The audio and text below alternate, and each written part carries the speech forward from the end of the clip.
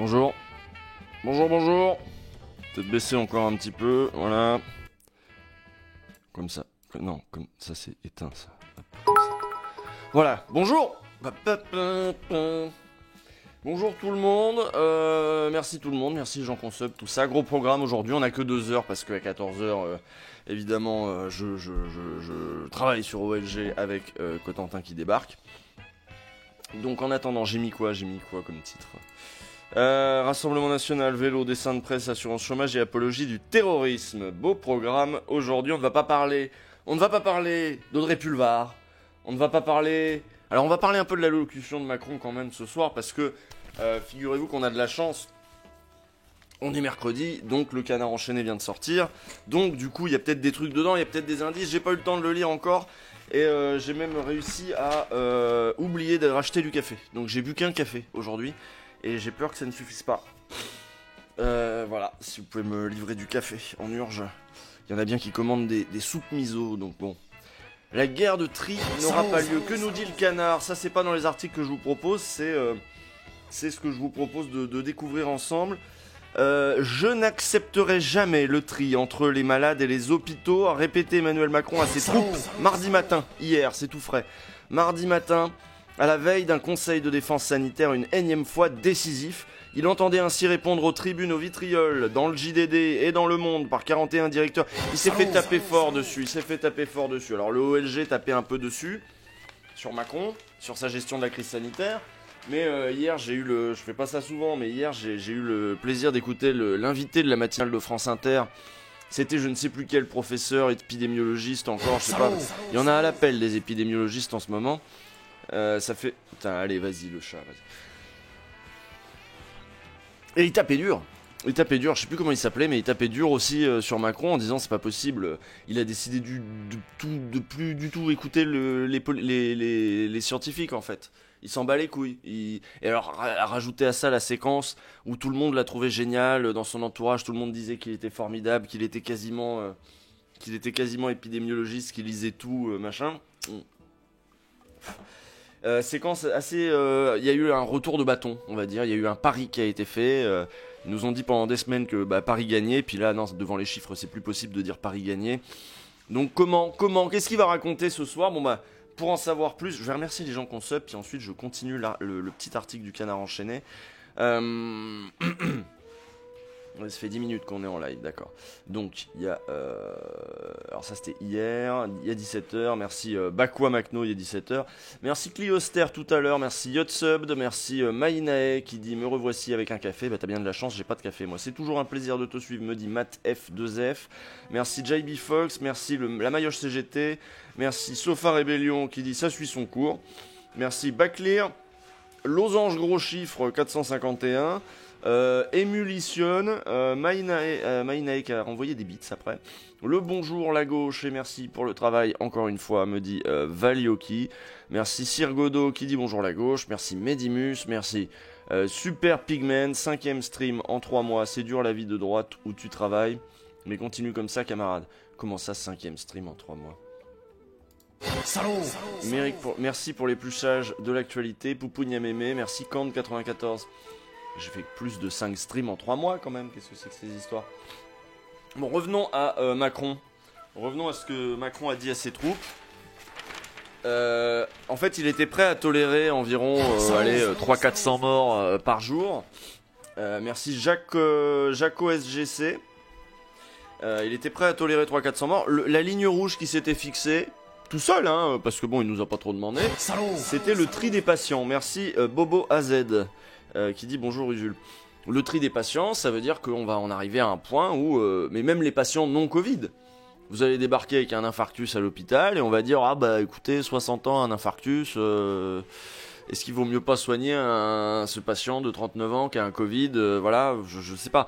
Ça va être des choix comme ça à faire pour les médecins et donc un système hospitalier qui ne marche plus et donc des gens qui vont mourir, pas forcément du Covid mais même d'autres choses. Et c'était la ligne rouge qui s'était fixée apparemment. Là on y est dans les hôpitaux d'Île-de-France et particulièrement de Seine-Saint-Denis, mais bon tant que c'est là de Seine-Saint-Denis c'est les pauvres, on s'en bat les couilles. Donc voilà, donc ça a chauffé un petit peu. Devant l'explosion des... les médecins redoutaient devant l'explosion des contaminations de devoir choisir quel patient doit vivre et quel patient doit mourir, donc ils ont fait ce qu'ils ont pu, ils ont fait des tribunes, ils ont essayé d'alerter pour dire mais il prend les décisions n'importe comment, tout seul. En fait, le président est plus que jamais dans l'expectative, ça veut dire qu'on attend ça, certains disent dans le cirage. En ce début de semaine, la discussion à l'Elysée portait avant tout sur le nombre de lits encore mobilisables dans les hôpitaux et cliniques privés des 19 départements sous extrême tension. Merci. Le poisson rouge pour le prime. Extrême tension, j'en suis où moi.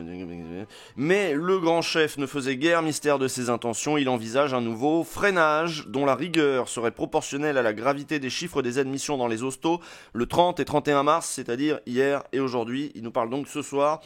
Afin d'éviter un nouveau reconfinement, il fallait étudier, ainsi que l'avait proposé Valérie Pécresse, souvenez-vous, l'avancement des vacances scolaires de printemps. Pourquoi pas ? Soit dans les départements sous vigilance renforcée, soit dans toute la France en fait. Pour l'Île-de-France, il s'agirait d'avancer les vacances du 2 au 9 avril au lieu du 16 éventuellement, de repousser la rentrée d'une semaine, prévue actuellement le 3 mai. Un allongement des vacances offrant l'avantage... Ah oui, donc ça il n'y a pas à dire on ferme les écoles, on dit on avance les vacances, c'est pas pareil. Un allongement des vacances offrant l'avantage d'inciter les gens à recourir davantage au télétravail afin de garder chez eux. Ah oui, parce qu'on n'ose pas gueuler contre les entreprises qui font pas le télétravail, vu que vous savez, il faut pas être méchant avec les entreprises. Donc on les force pas au télétravail. Donc ils se disent en avançant les vacances, on va forcer les gens à aller en télétravail. Merci Néomas55, bonjour la gauche qui ne veut pas admettre que notre guide président suprême est plus intelligent que nous. Merci Jules de faire mon année de confinement, une turbo-politisation de gauche 2000. Oh bah c'est pas grand chose, nous on lit juste l'actu, ici on fait pas d'idéologie, on est dans le pragmatisme.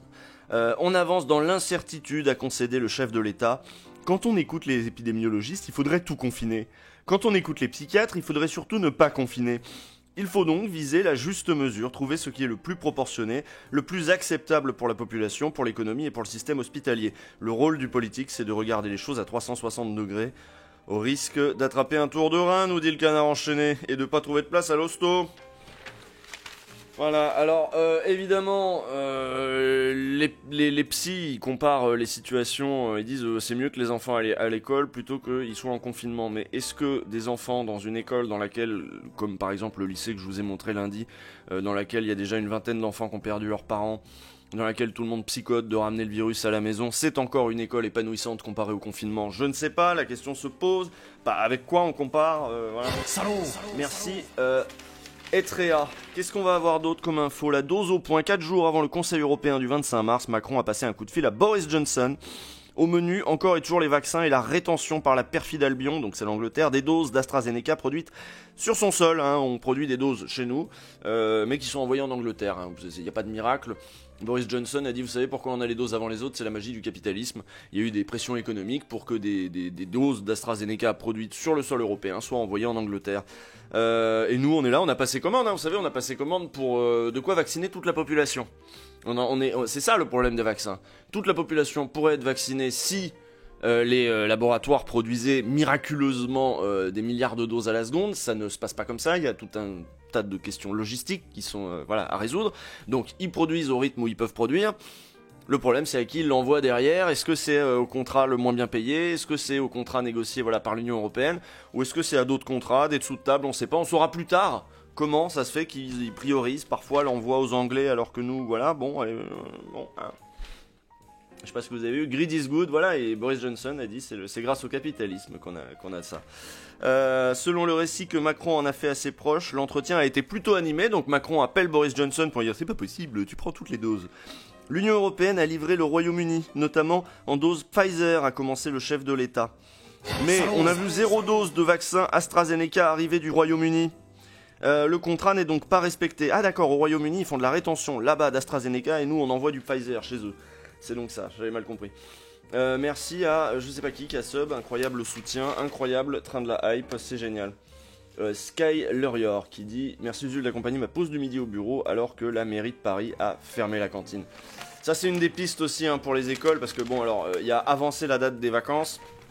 Et il y en a qui disaient déjà fermer les cantines, vous dites aux gamins d'arriver avec un sandwich, ça serait aussi une autre solution parce que la cantine, tout le monde est dans un même espace, pas toujours bien aéré,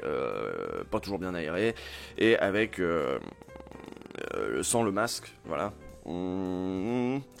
Donc il a gueulé, Macron, avant d'en rajouter une couche ou plutôt une dose. Sans livraison depuis les usines britanniques d'AstraZeneca, nous bloquerons les livraisons de vaccins Pfizer vers de votre pays. Boris Johnson a répondu « On sait mieux débrouiller que vous. Je veux mes doses », il a répondu, Boris Johnson. « Ce sera du donnant-donnant », a répliqué le président français. « Vous nous livrez, on vous livre. Vous ne nous livrez pas, vous n'aurez pas votre livraison. » My God, la Grande-Bretagne a échappé de peu à un blocus napoléonien. Bon bah ça gueule avec les Anglais, hein. Alors ensuite ça parle de Bertrand, donc de Xavier Bertrand. Bonjour Xavier Bertrand. Vauquier, machin, bon ça on s'en fout un petit peu, Martin Hirsch, etc. Docteur Valérie et Madame Pécresse. Bon, je lirai ça plus tard. Ah, il y a un petit papier, ouais, bah voilà, c'était l'actu, hein, c'était le ouvrez les guillemets de lundi. Il y a un petit papier quand même assez long par rapport à ce que fait le Canard sur Blanquer veut des bahuts ouverts et contre tout. Donc il revient sur le même sujet que moi du coup lundi, vous verrez pourquoi, comment, bon voilà, achetez le Canard, ça sort le mercredi, et il y a quand même un certain nombre d'infos. Servier, machin, bon les ragots. De toute façon on en saura plus ce soir, hein, on n'a pas grand chose pour anticiper apparemment. D'après ce que nous dit le Canard, on part sur un avancement de la date des vacances scolaires. Voilà. Merci Mainae qui a offert un abonnement de niveau 1 à GG Bar. Petit fac, la SNCF diminue le nombre de trains dans le 95 en prévision du confinement. Donc, quand on est en explosion de cas, on met moins de trains pour ça aille plus vite. Merci Sarzen qui dit salut Usul, sympa la revue de presse pendant le déjeuner.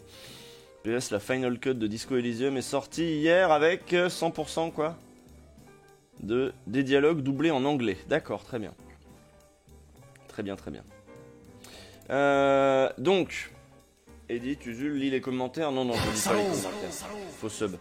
Salut, je viens de réussir le concours de l'ENM. Bientôt, je mettrai des bourgeois en tôle. L'École nationale de la magistrature, hein, tu vas devenir un juge rouge. Merci Captain Raffarin aussi qui dit midi, c'est vraiment la meilleure heure. Donc, je suis bien d'accord. Sinon, papier, toujours, version papier aujourd'hui. Numéro spécial dans Libé. Je sais pas si vous lisez Libé de temps en temps. Libé change de dessinateur caricaturiste. Donc il y a un numéro spécial, Willem. Merci Simestre, salut les islamo-gauchias. Avec, donc moi je l'ai pris en version papier alors que je suis abonné à la version numérique. Il y a un petit poster central, voilà, qui rappelle pas mal les sujets que traitait le plus Willem. Traitait beaucoup l'international, les dictateurs, les vendes d'armes, les Saoudiens, les Sarkozy, les Gorbatchev, tous les grands chefs d'État, les souverains pontifs, tous les gens qu'il a pu... Bachar al-Assad, voilà. Et il finit par tout le plaisir était pour moi. Donc il y a un certain nombre de dessins de Willem, historiques. Le mec a plus de 80 ans maintenant, donc il lâche l'affaire. Et donc voilà, un numéro à garder, à acheter sans doute de Libé version papier. Et puis avec un petit point sur qui remplace Willem. Figurez-vous que c'est Coco. Coco, la dessinatrice survivante de Charlie Hebdo. Hein, Coco quand même. Donc c'est une autre ambiance. Une ambiance qui est un petit peu plus... c'est un peu plus Charlie quoi. Ça va devenir un peu plus Charlie. Merci, j'ai rien prévu. Cool, l'émission du midi. D'ailleurs, si vous voulez en savoir plus sur Coco, Quentin Girard lui consacre... une lettre, donc vous savez, à la DER de Libé, c'est toujours le portrait. Et le portrait du jour, c'est celui de leur nouvelle dessinatrice caricaturiste qui arrive bientôt. Donc c'est signé Quentin Girard. Et je vous le propose en lecture si vous voulez en savoir plus sur la nouvelle dessinatrice de Libé. Merci Ziki Lemini pour ton 2e mois d'abonnement. Et Samuel Etienne, il est où le diplôme ? Coco quitte l'humanité. Coco, elle était à l'humanité ? Bon, cool, on n'a pas encore voté. Non, on n'a pas encore voté. Alors, qu'est-ce que je vous propose aujourd'hui ? Parce qu'il faut qu'on avance quand même. Allez hop. Zou. Donc, je vous propose en effet de lire... Merci, Bétu. Merci, Bétu. Je vous propose en effet de lire ce portrait en forme de lettre fait par Quentin Girard pour Libération. Coco, les feuilles mortes. Lettre à la dessinatrice qui signe un émouvant ouvrage sur Charlie et l'attentat et qui devient la caricaturiste attitrée de Libé. Voilà, si la presse vous intéresse et ce qui se passe, le petit mercato des dessinateurs de presse, ça c'est plutôt intéressant. Deuxième option, je vous propose l'impossible équation économique du Rassemblement National. Le parti de Marine Le Pen, qui a définitivement abandonné la sortie de l'euro, doit intégralement revoir son programme économique de 2017. Considérant avoir fait le plein parmi l'électorat populaire, il souhaite désormais séduire à droite. Un pari risqué, voilà. Joli lapsus, j'ai fait un lapsus. Ah bon. T'as vu le tout dernier dessin de Plantu, c'est sur le confinement machin, non? Je sais pas. Apologie du terrorisme, des élèves accusés, un fiasco à l'arrivée. Lors de l'hommage à Samuel Paty, l'éducation nationale a signalé à tout va des élèves auteurs de propos problématiques. 5 mois plus tard, qu'en reste-t-il? Mediapart revient sur plusieurs cas à Marseille, Albertville ou dans le Var, emblématique d'un emballement et d'un immense gâchis. Voilà, qu'est-ce que ça donne une fois que tu t'es agité dans les médias pour dire les gamins, ils ont pas été Charlie, ils ont pas respecté la minute de silence, machin. Qu'est-ce que tu leur fais par exemple quand c'est des gamins de 12 ans voilà, tu les traînes au poste, tu leur fais un procès, tu les exclus du collège. Bon, qu'est-ce qui s'est passé pour ces gamins qu'on dit? Alors il y a notamment le cas d'un gamin qui en classe a dit « Chais ». Il a dit ça. Voilà, c'était dans L'air libre hier, mais on peut lire du coup l'enquête, une enquête de François Bonnet, David Perrotin, Célia Mebroukine, Daniel Barrère, Jean-Marie Le Forestier et Samantha Rouchard pour Mediapart. Ensuite, je vous propose aussi, parce que je sais qu'il y a des bobos à vélo ici, la pratique du vélo peut refléter des inégalités, mais elle n'en est pas la cause. Si on trouve, alors ça on se doute bien que la pratique du vélo n'est pas la cause d'inégalités. Le vélo dans les centres-villes, si on trouve davantage de cyclistes en centre-ville qu'en périphérie, l'urbaniste Pamela Schwartz explique dans une tribune au Monde que les aménagements cyclables ne sont responsables ni des fractures sociales, ni des difficultés de logement dans les métropoles. Ah ça arrive qu'on dise bah oui, bah du coup, créer des pistes de vélo, ça renforce les inégalités. Pour en savoir plus, Pamela Schwartz, urbaniste, nous explique l'intérêt de faire ça et pourquoi c'est pas si grave, pourquoi ça va pas creuser les inégalités, mais il y a des gens qui attaquent là-dessus. Ensuite, assurance chômage, une réforme critiquée par des économistes qui avaient soutenu Macron en 2017. Ils vont pas avoir le temps de refaire la réforme des retraites, mais ils vont essayer de faire passer, pour bien montrer qu'ils sont bien de droite à leur électorat de droite, ils vont essayer de faire passer l'assurance chômage, la réforme. Les nouvelles règles applicables aux demandeurs d'emploi risquent de pénaliser des précaires à la lisière du marché du travail qui ont été déjà durement frappés par la récession en cours. Selon Jean Pisani-Ferry, qui était pourtant un libéral, un soutien de Macron, ma musique de fond est vraiment forte. Bah, je peux pas faire moins fort. Et voilà les 5 articles que je vous propose. Donc un portrait de Coco, la nouvelle dessinatrice de Libé, l'impossible équation économique, quel va être le programme économique du Rassemblement National, apologie du terrorisme, le fiasco de la chasse aux enfants récalcitrants, le vélo et le centre-ville, et la réforme de l'assurance chômage. Voilà. Allez, hop, on fait le sondage. Et moi j'ai soif.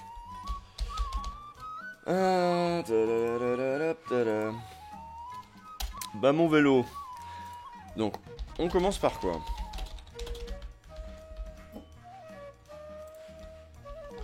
Coco. Hop. RN. Économie. RN, programme économique. Apologie du terrorisme. Je vais pas écrire terrorisme dans le truc parce qu'il va pas me l'accepter, je pense. Merci. Non, j'arrive pas à lire. Je le dirai après. Mais t'as décidé de gratter la litière? Bon, oui, on se concentre. Le vélo. Vélo centre-ville. Et assurance chômage. Voilà. Apologie, pas Charlie, je vais mettre. Voilà. Vous avez 1 minute pour voter.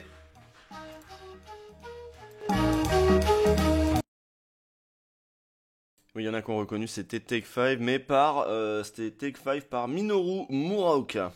Absolument. Donc, résultat, les décideurs. Qu'est-ce que vous avez décidé, les décideurs? Vous avez décidé le programme économique du Rassemblement National en premier. La réforme de l'assurance chômage, parce que j'ai un chat plein de chômeurs, j'imagine. Ensuite, vous êtes préoccupé de la chasse aux enfants pas très Charlie, et Coco n'arrive qu'en dernier, et Bibi faisait remarquer que dès que y avait des trucs avec des femmes, c'est vrai que ça passait pas en prio. C'est pas faux, c'est pas faux. Si l'autre fois, le truc sur le... J'ai réussi à faire passer le truc sur le viol conjugal, et le devoir conjugal, ça s'appelait, qui avait été lu la dernière fois tout de même. Bourdin on, oui. Et oui, ça commence juste. Alors on va commencer, du coup, bah oui, ce qui vous intéresse, c'est qu'est-ce qu'ils vont dire économiquement au Rassemblement National. Une équation difficile, parce qu'ils se font passer, tiens, ça me fait penser à ce que j'avais lu, je vais vous le passer, ce que j'avais vu de David Guiraud en face. J'avais trouvé l'extrait assez saisissant, je sais pas si vous avez vu l'extrait de David Guiraud en face de Julien Audoul.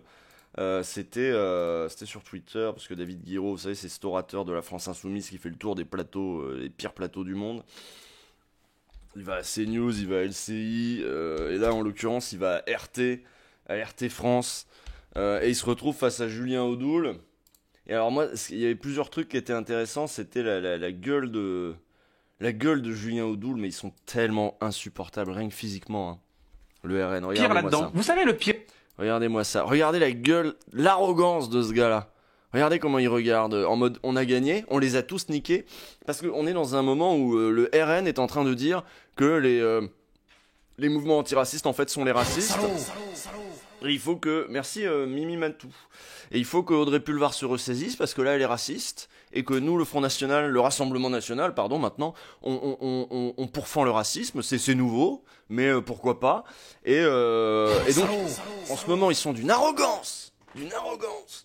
Merci Shiro 31400 qui dit bonjour Udul, merci pour ton dernier OLG, merci aussi à Jacques Diadi pour ton abonnement de niveau 1.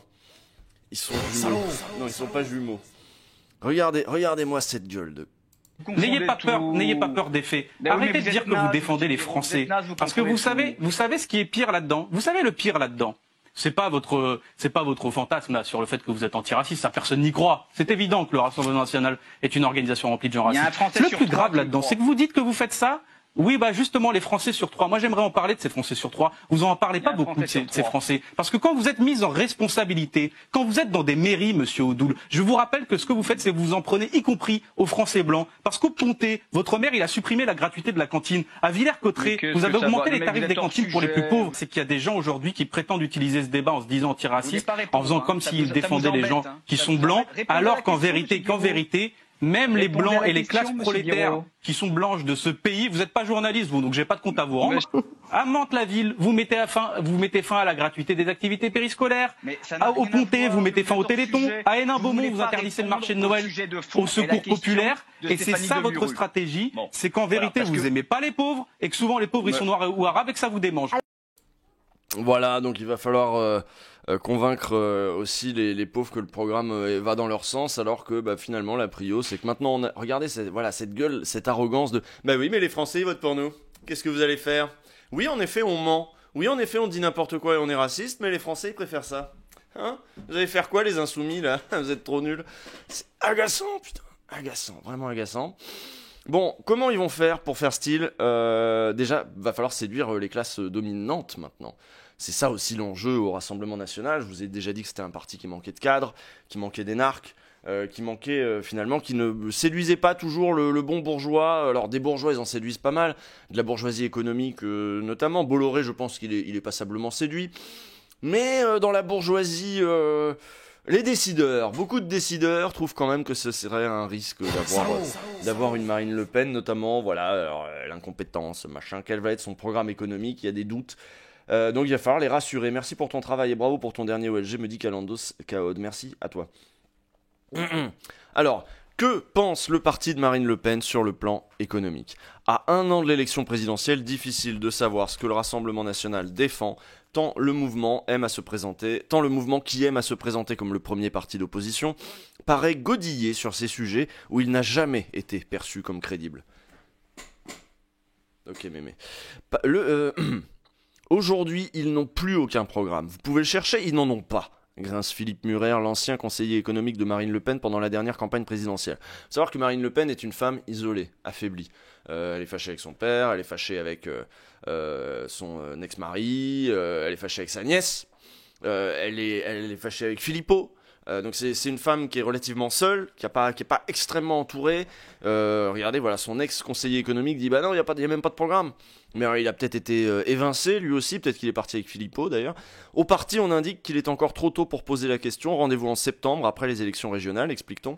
C'est aussi au prisme de cette question de l'isolement de Marine Le Pen qu'il faut comprendre, par exemple, le choix de Jordan Bardella. Jordan Bardella pour les européennes. Jordan Bardella, il a quoi? Il a 23 ans, 25 ans, je sais plus. Enfin, il est tout jeune. Il est pas spécialement surdoué, tu vois, si tu veux. Mais il présentait un avantage, c'est qu'il n'était pas de ceux qui râlaient contre Marine Le Pen, contre le clan Le Pen. Parce que c'est ça, c'est un clan. C'est un clan en plus entre-déchiré, mais c'est toujours un clan au RN. Et en fait, Jordan Bardella avait l'avantage d'être quelqu'un de relativement soumis à l'autorité de Marine Le Pen et qui fait comme Marine Le Pen lui dit de faire. Au parti, on indique, voilà, rendez-vous en septembre, après les élections régionales, explique-t-on, pour ce qui est du programme économique. Là, ils n'ont pas encore bossé, ils disent, ils repoussent un peu, ils disent on verra plus tard. Marine Le Pen a bien compris que c'était sur ce sujet qu'elle était la plus attendue. Cette fois, ce n'est pas une campagne pour arriver au second tour, affirme Thierry Mariani, ancien ministre de Nicolas Sarkozy, eurodéputé RN. Donc, voilà, première technique, tu racontes n'importe quoi pour séduire n'importe comment et arriver au second tour, mais on n'en est plus là. Merci Guigou. Si elle arrive au second tour, quel programme économique pour le Rassemblement National? Comment elle va convaincre les décideurs?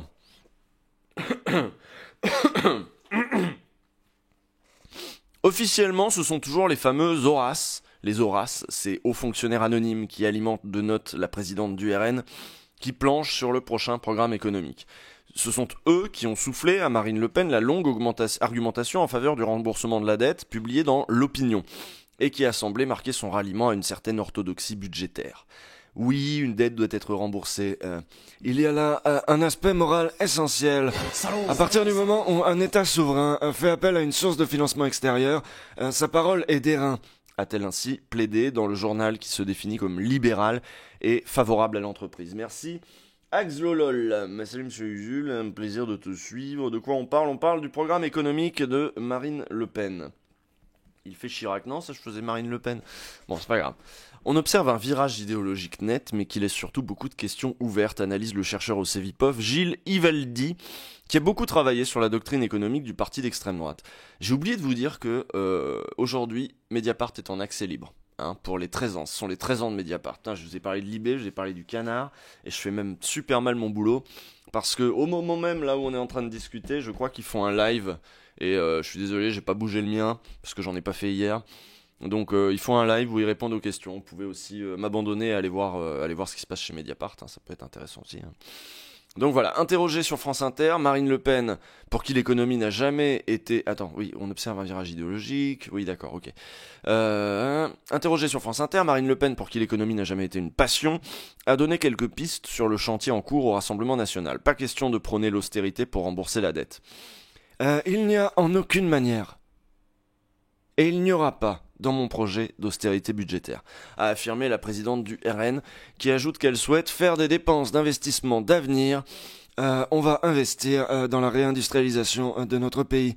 Sur la question du financement des retraites, son parti continuant à défendre pour l'instant le départ à 60 ans, Marine Le Pen appelle à être imaginatif. Arrêtons de penser qu'on est enfermé dans le triangle des Bermudes des néolibéraux qui consiste à dire que pour sauver les retraites, il faut soit augmenter les cotisations, soit baisser les retraites, soit augmenter le temps de travail. Ce n'est pas vrai, c'est un mensonge. Sortons de ces mensonges, soyons imaginatifs, soyons volontaires et sachons précisément ce que nous souhaitons. Ça c'est vague, hein. Ça c'est vague. Ça fait vraiment... je vais faire aucun des trucs que vous aimez pas, je vais être imaginatif. Mais qu'est-ce que tu vas faire du coup? Tu sais pas en fait. Reste que pour l'instant, le RN est loin d'avoir résolu son équation économique, tiraillée entre sa tradition anti-système et son désir de normalisation. S'il est donc encore en cours d'élaboration, une chose est sûre, le programme économique du RN n'aura pas grand-chose à voir avec le programme de 2017. Un programme dont Marine Le Pen expliquait qu'il reposait à 70% sur la sortie de l'euro, ça rassure pas les décideurs, ça. Le FN de l'époque défendait un protectionnisme intelligent en rupture avec tous les dogmes de l'Union européenne. Le parti propose alors d'importantes baisses d'impôts comme celui sur le revenu, sur les sociétés, mais aussi la revalorisation d'un certain nombre de prestations sociales, la retraite à 60 ans et des embauches massives dans la justice, la police et l'hôpital et la nationalisation des autoroutes. Voilà, ça c'était le programme de 2017. Le tout repose sur des prévisions de croissance optimistes, mais surtout sur la sortie de l'euro, officiellement abandonnée lors des élections européennes de juin 2019. La sortie de l'euro était effectivement la pierre angulaire de son programme économique. C'était alors le seul moyen pour elle de se dégager des marges budgétaires. En 2017, Marine Le Pen s'est rendu compte que la question de l'euro l'empêchait de briser le plafond de verre. Le RN a réalisé que l'électorat le plus âgé, plus bourgeois aussi, qui a une petite épargne, ne suivrait pas, rappelle Gilles Ivaldi.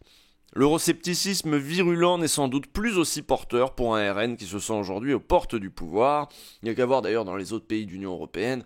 C'est pas l'Union européenne qui empêche les partis d'extrême droite de toute façon d'arriver au pouvoir, et quand ils arrivent au pouvoir dans ces pays de l'Union européenne, ils sortent pas de l'euro, ils sortent pas de l'Union européenne. Je veux dire, l'Union européenne n'est pas incompatible avec la prise de pouvoir de gouvernements d'extrême droite, comme l'histoire finit par nous le montrer. La crise de l'euro, la crise migratoire, le Brexit, Trump, finalement l'Europe a survécu à toutes ces crises et l'on observe que les citoyens européens restent majoritairement attachés à l'Europe. Le RN a pris acte de ça. C'est le premier pilier de cette révision idéologique alors que la critique de l'Union européenne est un pilier central du FN depuis le traité de Maastricht.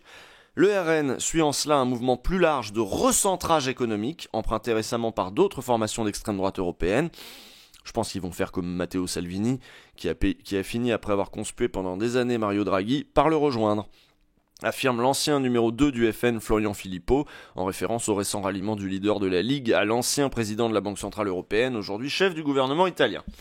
Donc voilà, ils font les malins en disant l'économie machin, mais en fait ils feront comme les néolibéraux, il n'y a pas de souci. La pression des milieux d'affaires, opposée à un affrontement avec Bruxelles, mais aussi l'adoption du plan européen de relance qui octroie près de 200 milliards d'euros à l'Italie sous forme de prêts ou de subventions, explique en grande partie le virage à 180 degrés du principal allié de Marine Le Pen au niveau européen. On parle de Matteo Salvini. J'observe que Salvini, qui a fait son revirement sur l'euro un an avant le RN, a désormais un an d'avance sur ce que fait le RN. Avant, Marine Le Pen était un modèle pour le leader de la Ligue. Depuis qu'il a accédé au pouvoir, les choses se sont inversées, estime Florian Philippot. Par ailleurs, le Rassemblement national peut arguer que ce n'est pas lui qui a changé, mais l'Union européenne. La crise du Covid ayant fait voler en éclats tous les dogmes budgétaires de l'Union européenne. Pour l'économiste et ancien conseiller de Marine Le Pen, Philippe Murer, favorable à la sortie de l'euro, le parti joue pourtant sur les mots et devra tôt ou tard se soumettre à Bruxelles, en taillant notamment dans les dépenses publiques. Je suis heureux de ne plus être là-bas pour ne pas avoir à raconter n'importe quoi aux Français. D'accord. Ce nouveau positionnement n'est-il pas électoralement risqué ? Marine Le Pen, depuis qu'elle a repris le parti, l'a emmené beaucoup plus sur la gauche économiquement, avec la défense des petites retraites, des salaires, des services publics. Ça lui a permis d'élargir sa base populaire et de grappiller des voix chez les fonctionnaires et les électeurs issus de la classe moyenne inférieure. Rappelle Gilles Ivaldi. Il y a vraiment deux électorats RN. Il y a le vieil électorat d'extrême droite qu'on va trouver dans le sud de la France. Vous voyez, les petits commerçants, voilà, les fachos de base. Et puis il y a les ouvriers déçus qui font un vote anti-système qu'on va trouver dans le nord, dans l'est. C'est celui-là, le nouvel électorat, qui a été séduit aussi par ce discours-là. Séduit ou dupé, comme vous voulez. Et là-dedans, voilà, il y a des classes moyennes inférieures qui ont peur du déclassement, il y a quelques fonctionnaires, etc., dont des profs, d'ailleurs, ils ont progressé en termes de vote de profs, notamment, vous imaginez bien, avec les histoires, en fait, c'est les attentats, ça risque d'être fort aussi avec ces histoires de Samuel Paty, ça va avoir un impact aussi là-dessus. Mais pour les catégories vraiment populaires, il y a eu des catégories très rétives à ce positionnement, comme les seniors, à l'époque, les CSP+, orientés à droite, parce que je rappelle que Jean-Marie Le Pen, lui, était clairement un néolibéral, voire un libertarien. Depuis 2015, des gens comme Louis Alliot ou Gilbert Collard poussaient à une réorientation à droite du programme économique, poursuit-il. Hervé Juvin, ancien associé d'Eurogroupe Consulting, aujourd'hui eurodéputé RN et nouvelle éminence du parti, a aussi beaucoup pesé en ce sens. En actant ce virage économique, qui reste à préciser, Marine Le Pen fait le calcul que son électorat qui l'a rejoint pour son discours anti-Europe, anti-immigration, anti-islam, lui restera fidèle quoi qu'il arrive. Un électorat pour qui les questions identitaires prennent le pas sur tout le reste. Le RN estime qu'il a fait le plein du côté des catégories populaires et espère désormais des gains à droite. Et espère désormais des gains à droite chez les artisans, les chefs d'entreprise et les catégories supérieures qui restent encore très éloignées du RN. C'est notamment à eux qu'elle s'adresse lorsqu'elle indique que son parti planche sur la transmission de patrimoine. Longtemps, très loin d'imaginer pouvoir accéder au pouvoir, le Front National n'avait que peu investi les questions économiques. Le FN s'est toujours cherché un programme économique, souligne Gilles Ivaldi. Avant les années 90, il était classiquement anti-État, très libéral, puis Jean-Marie Le Pen a cherché un positionnement qui conjugue un peu de gauche et un peu de droite. On se souvient de sa formule de 2002. Je suis socialement de gauche et économiquement de droite. Le programme Le programme comprend alors des mesures très disparates et d'une grande hétérogénéité, sans que cela choque grand monde, et en même temps on s'en foutait, mais Jean-Marie Le Pen était rarement interrogé là-dessus. Pour Marine Le Pen, qui cherche à soigner sa crédibilité et son présidentialisme, la route est encore longue pour donner une cohérence économique à un programme qui sera, cette fois, regardé à la loupe, notamment par les décideurs. Voilà. C'est difficile d'être socialement de gauche et économiquement de droite. J'ai cru que j'avais mal lu au départ, mais non, c'était ça. Voilà, je crois qu'on a fini l'article. Ça va être compliqué, mais ça, ça c'est pas mal. C'est un bon plan pour la France insoumise, ça. C'est un bon plan pour la gauche. C'est-à-dire s'il n'y a plus rien en termes de protection des services publics, de redistribution des richesses, s'il n'y a plus rien là-bas, même si ce n'était que de vagues promesses, s'il n'y a même plus les vagues promesses et que c'est un parti néolibéral comme tout le monde, est-ce qu'il n'y en a pas qui vont se dire, bon attendez, qui c'est qui me parle de l'assurance chômage ? Eh bien ici on en parle de l'assurance chômage. Voilà. Assurance chômage, une réforme critiquée par des économistes qui avaient soutenu Macron en 2017. Les nouvelles règles applicables aux demandeurs d'emploi risquent de pénaliser des précaires à la lisière du marché du travail, qui ont déjà été durement frappés par la récession en cours, selon Jean Pisani-Ferry. Jean Pisani-Ferry, qui était économiste pro-Macron, il a aidé à la rédaction des grandes lignes du programme de Macron. Merci. Darkwinder38 qui dit « Merci d'avoir préparé une interview lundi soir. C'était top, une fois de plus, bon courage. » Oui, on a fait une interview lundi soir avec Fabien Escalona de Mediapart où on a parlé de la République, à l'occasion de leur grand dossier sur la République, le totem de la République. Si vous voulez en savoir plus, c'est dans les replays et ce sera sur YouTube sans doute plus tard. Mise en musique dans un décret publié mercredi 31 mars au journal officiel. La réforme de l'assurance chômage inspire de fortes réserves à de nombreux économistes, y compris parmi ceux qui ont soutenu Emmanuel Macron lors de la campagne présidentielle de 2017. Les critiques tiennent à la fois au contenu de certaines dispositions, mais aussi au moment choisi pour procéder à de tels changements.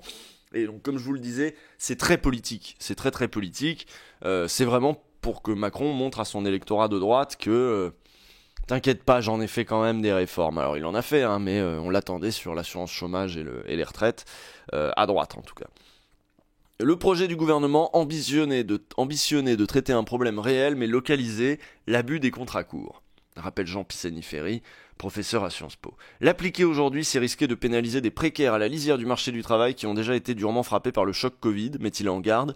L'ancien directeur du programme et des idées de Macron pendant la course à l'Elysée il y a 4 ans fait allusion à une innovation majeure, le nouveau mode de calcul du salaire journalier de référence, le SJR, qui sert à déterminer le montant de l'allocation. C'est souvent comme ça qu'on procède, on dit pas je vais vous baisser les assurances chômage, c'est je vais faire un nouveau mode de calcul. Ce sera plus juste. Les règles encadrant ce mécanisme étaient dans le collimateur de l'exécutif car elles pouvaient se révéler plus avantageuses pour ceux qui ont été employés de façon fractionnée en contrat court par rapport à ceux ayant travaillé de façon continue, avec comme conséquence des allers-retours incessants entre petits boulots et chômage indemnisé. C'est pour casser cette dynamique dite de la permittance, être en permanence dans des postes intermittents, que le SJR a été modifié. Le problème, c'est que les dispositions qui auront cours désormais sont susceptibles de se traduire par des montants mensuels d'allocation chômage plus faibles que dans le système antérieur pour une partie des personnes dont l'activité prendra fin après le 1er juillet. Merci Zèbre Noir, je t'écoute pour soulager mon esprit de gauche en télétravaillant pour le grand capital. Ah bah comme beaucoup de monde. Cette incidence, les syndicats la dénoncent, mais elle est assumée par le pouvoir en place au motif qu'elle contribuerait à encourager les salariés à accepter des contrats d'une durée plus longue. Merci Gnostic. Parce que bien sûr, évidemment, le problème c'est les salariés qui acceptent des contrats courts. C'est pas du tout le fait qu'on leur propose des contrats courts, mais c'est qu'eux acceptent, ces salauds. Donc faudrait les punir quand ils acceptent, plutôt que de... Enfin bon, voilà, c'est toujours la même logique. Mais Jean Pisani-Ferry trouve que cette approche est critiquable, car le contexte n'est plus du tout le même. Nous sommes face à un marché du travail tendu, où il était légitime d'accroître les incitations au retour... Nous ne sommes plus face à un marché du travail tendu, où il était légitime d'accroître les incitations au retour à l'emploi. Plus largement, engager une réforme conçue avant la crise, même si elle a été amendée, c'est donner le sentiment que le gouvernement ne prend pas la mesure de tout ce que la pandémie a bouleversé, juge Jean Pisani-Ferry. Il pense en particulier à l'ampleur des réallocations d'emplois en métiers et secteurs qui risquent de devoir se produire. En d'autres termes, les besoins en main-d'œuvre sont appelés à évoluer profondément avec des branches professionnelles où les patrons voudront embaucher à tour de bras, tandis que d'autres seront sur la tendance inverse. Autant attendre que ces mutations aient lieu avant de bouger les curseurs du régime. Professeur, merci Pépouze. C'est pas faux, hein. Professeur au Collège de France, Philippe Aguillon, lui, croit également que ce n'est pas le moment d'impulser de tels changements, une réticence accentuée par le fait que le nouveau mode de calcul du SJR repose sur l'idée fausse, selon lui, qu'il existerait un chômage essentiellement volontaire, ce qui est encore moins le cas aujourd'hui avec la pandémie. De surcroît, les transformations ne peuvent pas intervenir contre l'avis des organisations syndicales, il faut du consensus et s'orienter vers des solutions plus équilibrées comme celles qui prévalent au Danemark. Dans ce pays, explique-t-il, c'est Philippe Aguillon qui parle, dans ce pays, les demandeurs d'emploi perçoivent une indemnisation d'un très bon niveau, tout en étant bien accompagnés pour retrouver une activité. Mais s'ils refusent plus de 2 jobs correspondant à leur qualification, la prestation cesse d'être versée. Alors que nous, on a les prestations moindres, un moindre accompagnement, mais on a quand même la punition derrière. Il s'agit d'un mécanisme gradué, avec des droits et des devoirs. Il est plus pertinent que la dégressivité des allocations proposée dans la réforme du gouvernement Castex, pour les chômeurs ayant les plus hauts revenus. Philippe Aguillon y voit une mesure punitive qui va affecter des cadres, alors que ceux-ci veulent travailler. Alors, Gilbert Sett considère, lui aussi, qu'il est malvenu de faire baisser au bout d'un certain temps la prestation attribuée aux chômeurs qui percevaient les rémunérations les plus élevées quand ils exerçaient une activité. C'est un problème de contrat social, explique le professeur associé à l'université d'Aix-Marseille. Comment ça ? Un commentaire qui fait référence au fait que, jusqu'en 2019, les contributions des cadres au financement du régime étaient supérieures aux allocations qu'ils percevaient. Depuis, la situation a changé. Les cotisations salariales ont été remplacées par de la CSG et on ne dispose pas encore de données claires sur l'effort consenti par les actifs en fonction de leurs ressources. Très bien, très bien. C'était tout l'intérêt des cotisations, c'est que c'était en fonction des ressources. En revanche, la volonté de museler l'inflation des contrats courts en revisitant le SJR paraît être une bonne chose pour Gilbert Sett, mais il aurait fallu, d'après lui, une mesure tout aussi musclée pour les employeurs. Or, tel n'est pas le cas en l'espèce avec le bonus-malus. Les entreprises qui multiplient les contrats précaires sont certes assujetties à des prélèvements majorés, tandis que celles dont les personnels sont stables voient leurs prélèvements diminuer, mais les taux de cotisation pratiqués se situent dans un intervalle très resserré et sont peu incitatifs aux yeux de Gilbert Sett. En gros, il y en a qui vont continuer à recourir au contrat court tout simplement parce que la pénalité est pas si forte que ça de toute façon. En outre, seuls 7 secteurs sont concernés alors que d'autres comme la santé ou les arts et spectacles échappent au dispositif bien qu'ils consomment beaucoup de CDD de courte durée. Au final, il n'est guère opportun selon lui de conduire un tel projet tant que l'économie mondiale n'est pas tirée d'affaire. Donc voilà, ça c'est quand même assez marquant de voir que le gouvernement avance. Le gouvernement avance sur ces trucs et même les économistes qui l'ont soutenu disent mais c'est pas le moment, mais c'est complètement con. De la même manière, les médecins qui sont là mais c'est pas le moment, mais c'est complètement con. Mais Macron n'écoute personne. Il a ses propres problèmes, il a ses propres enjeux, il a sa propre réélection. Hein. Il y a des problèmes plus importants que la vie des gens, la santé du pays, la santé de l'économie.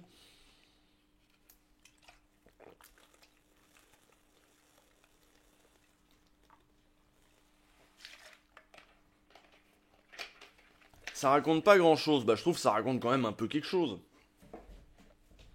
Macron, c'est pas l'épidémiologiste là ? Oui, c'est ça, c'est lui là. Mais il est aussi économiste. Il a son agenda, bah oui. Mais à part ça, ils sont pas dogmatiques. Bah non, hein. Que penses-tu du piège de valeurs actuelles ? Ah oui, vous avez vu ça, le piège de valeurs actuelles ? Est-ce que vous avez vu, parce qu'en plus ça c'est raccord un petit peu avec le sujet d'après, comment Valeurs Actuelles s'est fait piéger. Qui c'est que j'ai trouvé intéressant sur Twitter sur ce sujet-là ? C'était un journaliste. Comment il s'appelle ?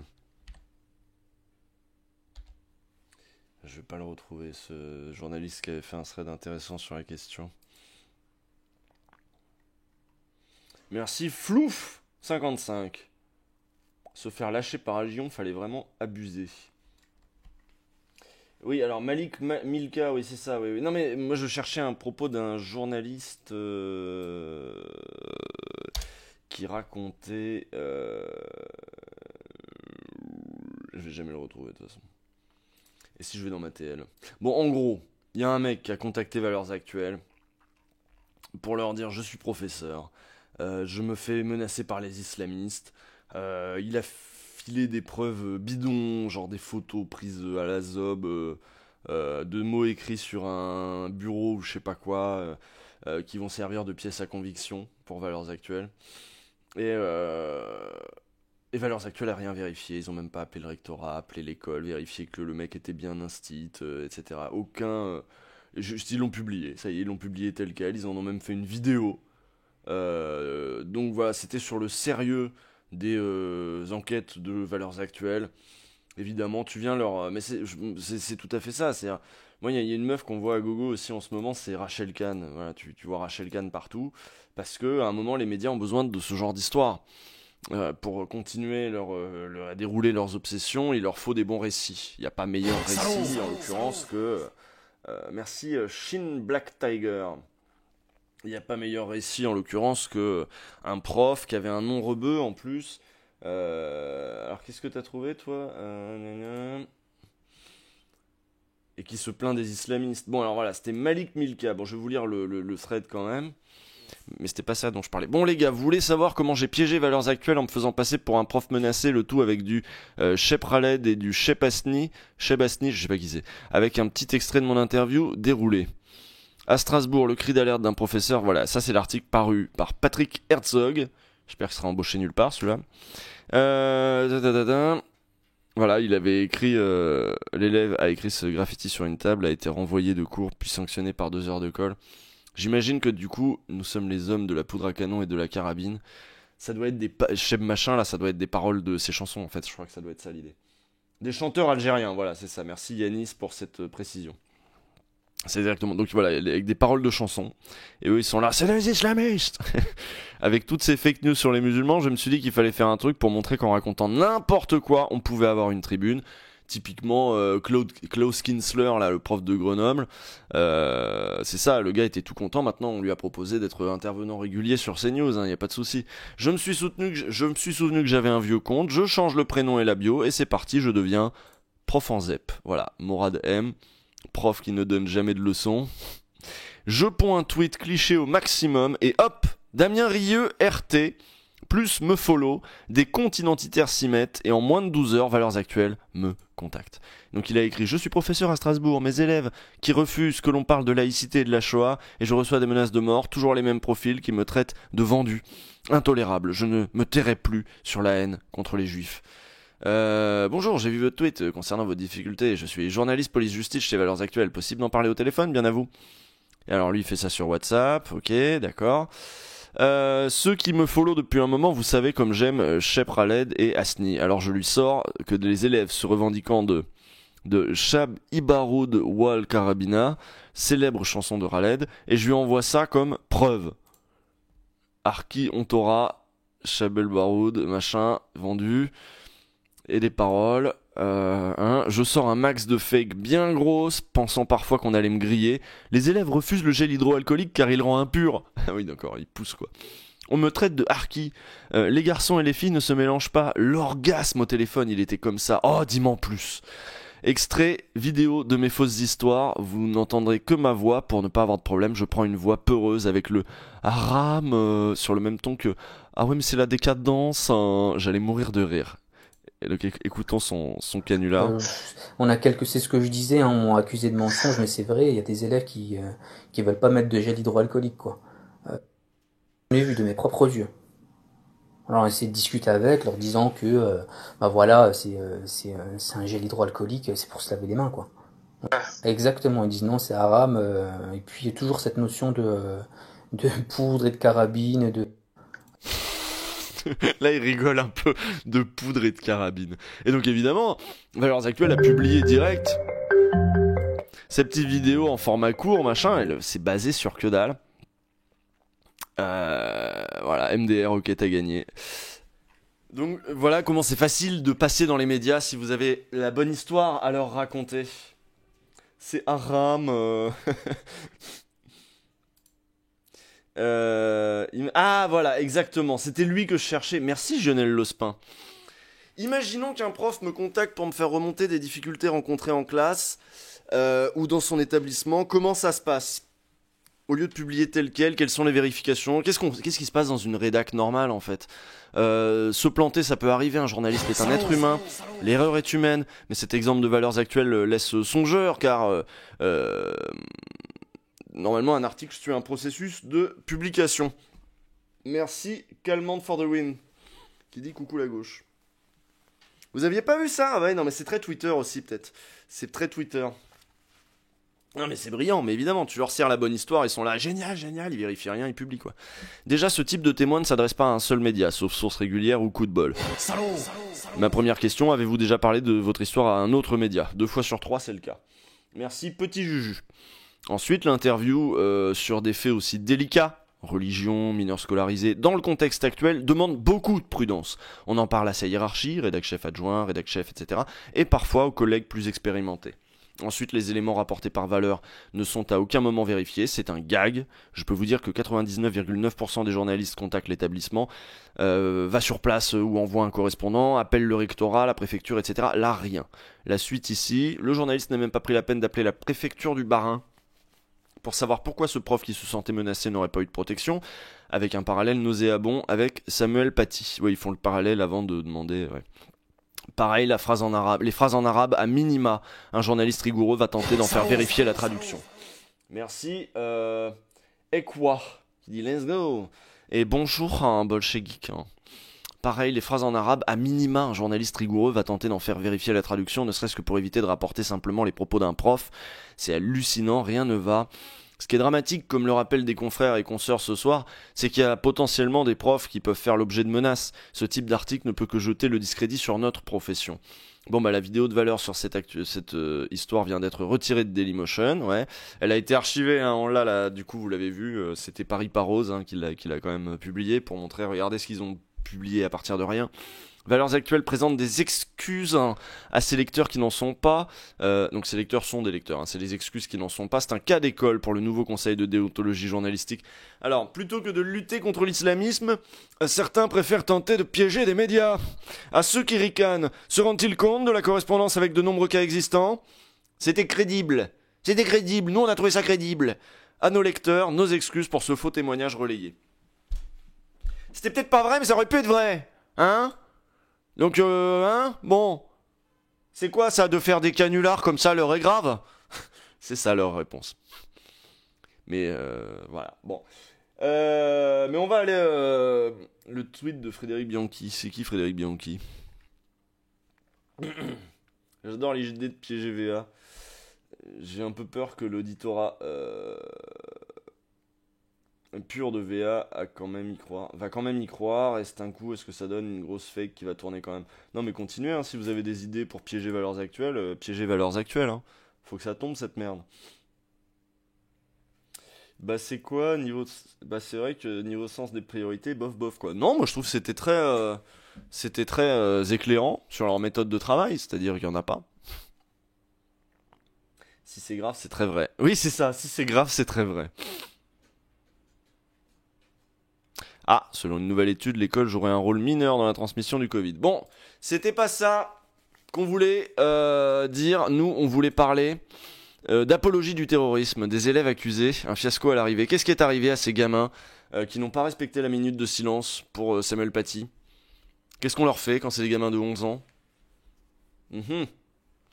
Lors de l'hommage à Samuel Paty, l'éducation nationale a signalé à tout va des élèves auteurs de propos problématiques. 5 mois plus tard, qu'en reste-t-il ? Mediapart revient sur plusieurs cas, à Marseille, Albertville ou dans le Var, emblématiques d'un emballement et d'un immense gâchis. Pour l'hommage à Samuel Paty, le 2 novembre 2020, le gouvernement avait prévu qu'aucune provocation ne serait tolérée chez les élèves. L'éducation nationale a été priée de saisir la justice sans trop se poser de questions. À l'arrivée, plus de 130 faits ont été signalés au procureur de la République, notamment pour apologie du terrorisme, selon le bilan brandi à l'époque par Jean-Michel Blanquer. J'allais dire Emmanuel Blanquer. Il est hardcore l'article, et ben voilà. Il est en accès libre, Mediapart est en accès libre toute la journée. 5 mois plus tard, que reste-t-il de ces signalements pour apologie? Combien de condamnations ou de relax? Combien de procédures peau de chagrin, surtout conclues par de simples rappels à la loi ou des mesures réparatrices plutôt vécues comme des humiliations? Sollicité par Mediapart, ni le ministère de l'Éducation nationale ni celui de la Justice n'ont été en mesure de livrer un bilan même partiel des suites données à ces opérations de novembre. Toujours, on fait de la com sur le moment, et puis bon, après, on passe à autre chose. Mediapart a décidé, le problème c'est qu'il y a des enfants qui vont pas passer à autre chose. Et des enfants, ça va les... Enfin bon, vous allez voir. Mediapart a décidé de revenir sur... plusieurs cas d'enfants suspectés d'apologie du terrorisme, emblématique de ce qu'il faut bien appeler, avec 5 mois de recul, un emballement, et de raconter les dégâts psychologiques et scolaires auxquels ces familles se retrouvent aujourd'hui confrontées. Je pense que c'était un peu trop, confie un principal de collège ayant saisi la justice. Ah non mémé, non, bah non. Elle attaque le canard enchaîné, elle me l'a déjà un peu déglingué. Non, non, non, non. Je l'ai pas lu encore. Connasse. C'est quoi ça ? Donc les dégâts psychologiques et scolaires. C'était finalement moins sérieux que cela ne semblait paraître, admet un procureur. 5 récits qui laissent un âpre sentiment de gâchis. Premier récit à Albertville. Des enfants mis totalement hors de cause. Le 5 novembre 2020, à 7h du matin, une opération antiterroriste est lancée sur le quartier HLM des Contamines à Albertville. Et je crois qu'on avait lu un article là-dessus, ici même, sur l'histoire d'Albertville. Bon, bah au moins on aura la fin. Mais oui, ça avait été documenté sur Mediapart. Simultanément, des policiers en uniforme, accompagnés d'autres en civil, brassards au bras, cagoulés et armés de fusils, frappent à la porte de 4 appartements dans cette petite cité à l'écart du centre-ville. Les logements sont perquisitionnés, le matériel informatique saisi. 4 écoliers de 10 ans, élèves dans la même classe de CM2 de l'école élémentaire Louis Pasteur, 123 élèves en tout, en REP, sont interpellés dans le cadre d'une enquête préliminaire pour apologie du terrorisme et menace de mort, ouverte par le procureur de Chambéry. Les enfants sont placés en retenue légale, l'équivalent d'une garde à vue pour les mineurs, et sont interrogés toute la journée. Ils ne retrouvent leur famille que le soir, après 18h30. Les parents sont également interrogés. Près de 5 mois plus tard, il ne reste de cette opération à grand spectacle rien, ou à peu près. Elle s'achève en un fiasco presque aussi spectaculaire que les interpellations d'écoliers. Elle laisse le sentiment d'un énorme gâchis pour les enfants, leurs familles, l'école et la justice.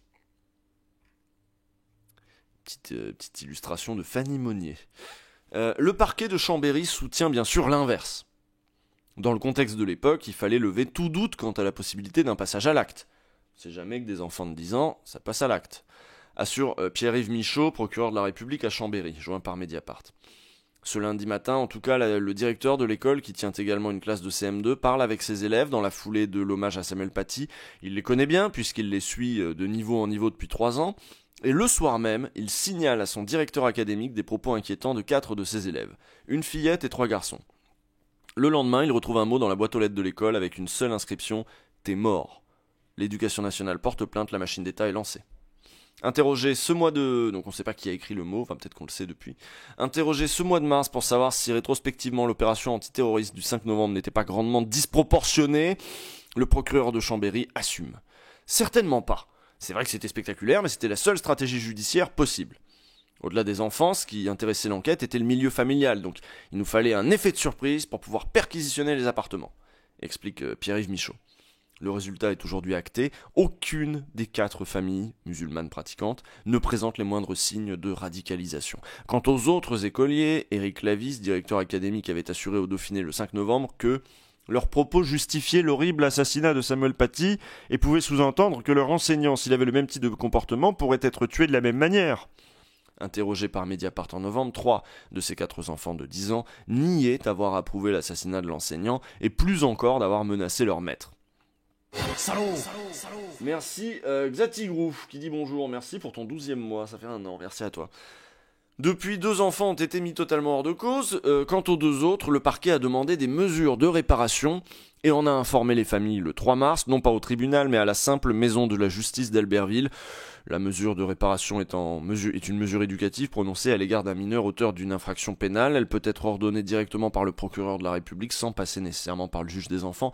Mais quelles sont ces mesures de réparation ? Là, le mystère commence. Interrogé par Mediapart, le procureur de Chambéry explique dans un premier temps ne plus se souvenir du détail et évoque peut-être une lettre d'excuse. Puis, Quand nous interrogeons son vice-procureur chargé des mineurs, ce dernier renvoie au procureur qui cette fois refuse de répondre. Nous avons suffisamment communiqué sur cette affaire. Je considère que toutes les informations utiles ont été transmises. Malgré d'autres relances, impossible de savoir ce que sont ces mesures, si elles seront prises et quand. Car les familles concernées, aucun n'a d'avocat, n'en savent pas plus. Omer Polat, père du petit Mohamed Emin, explique être passé à la maison de justice. On nous a parlé de réparation pour notre fils, mais on ne sait pas ce que ce sera. Ils n'ont pas précisé. J'ai entendu dire que parfois c'est des cours. On ne sait pas, on n'a pas de nouvelles, dit-il à Mediapart. Omer Polat explique avoir finalement accepté la mesure visant son fils. On a signé pour pas faire d'histoire. Ma femme et moi, on est fatigués par des petites histoires comme ça. Tout ce qui s'est passé depuis le début n'est pas normal. Je me suis interrogé pour porter plainte pour toute cette affaire. On m'a dit, c'est long, c'est compliqué. Bon, tant pis, on laisse tomber. La famille Polat finit de faire construire sa maison à Albertville et s'apprête à quitter le quartier. Vous vous rendez compte comment...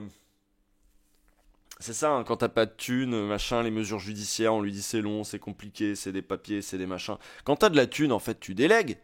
Tu payes quelqu'un et tu délègues. Tu payes ton avocat, tes avocats, ton armée d'avocats, et tu dis vous me les traînez en justice. Et là, c'est le fameux Fillon devant Poutou, hein, qui dit je collais un procès, moi. Voilà, on colle des procès. Évidemment, on a du pognon pour payer des gens pour s'en occuper. Mais quand t'as pas le pognon, tu peux même refuser, finalement, t'as ni le temps ni l'argent. Tu renonces finalement même à demander justice, même quand ce serait normal. Pas normal. C'est aussi ce que dit Nabil Harid, père d'un petit garçon mis hors de cause. L'affaire est fermée, c'est passé, il y a rien de rien. Alors une assistante sociale est venue nous voir une fois, parler avec ma femme, avec moi. Elle a trouvé chez nous très bien, l'enfant bien habillé, bien élevé, et voilà. Bon, c'est la France. Le procureur, lui, n'en démord pas. La réalité des menaces est établie. Il n'y a pas de quiproquo, ce n'est pas une affaire de formulation maladroite, il s'agissait bien de menaces de mort, affirme-t-il. Sauf que ses précédentes déclarations étaient moins catégoriques. En novembre, il déclarait au Dauphiné que les 3 garçons avaient avoué avoir tenu certains propos sans reconnaître explicitement les menaces de mort. Hop. La réalité des mots prononcés par les élèves dans le huis clos de la discussion avec leur maître reste à établir. Ce dernier, joint par Mediapart, ne souhaite pas s'exprimer. Peut-être qu'il a la honte d'avoir envoyé les 4 gamins dans un calvaire administratif et judiciaire. Il renvoie au directeur académique qui refuse également toute déclaration et qui renvoie au rectorat. Bon, tout le monde se renvoie la balle, on veut plus en parler, tant pis, c'est des pauvres familles, c'est des pauvres gamins, on n'a rien à foutre. Quant au billet portant l'inscription « T'es mort », l'enquête se poursuit. Conduite par le parquet d'Albertville. Les 4 enfants ont été mis hors de cause et l'auteur n'a à ce jour pas été identifié. Donc c'est pas les 4 enfants qui ont mis ça. C'est ce mot qui déclenche tout, affirme Omer Polat. C'est étrange cette lettre, c'est peut-être un scénario, un coup monté et on ne trouve rien, s'interroge-t-il tant sa méfiance est grande. Est-ce que pour justifier...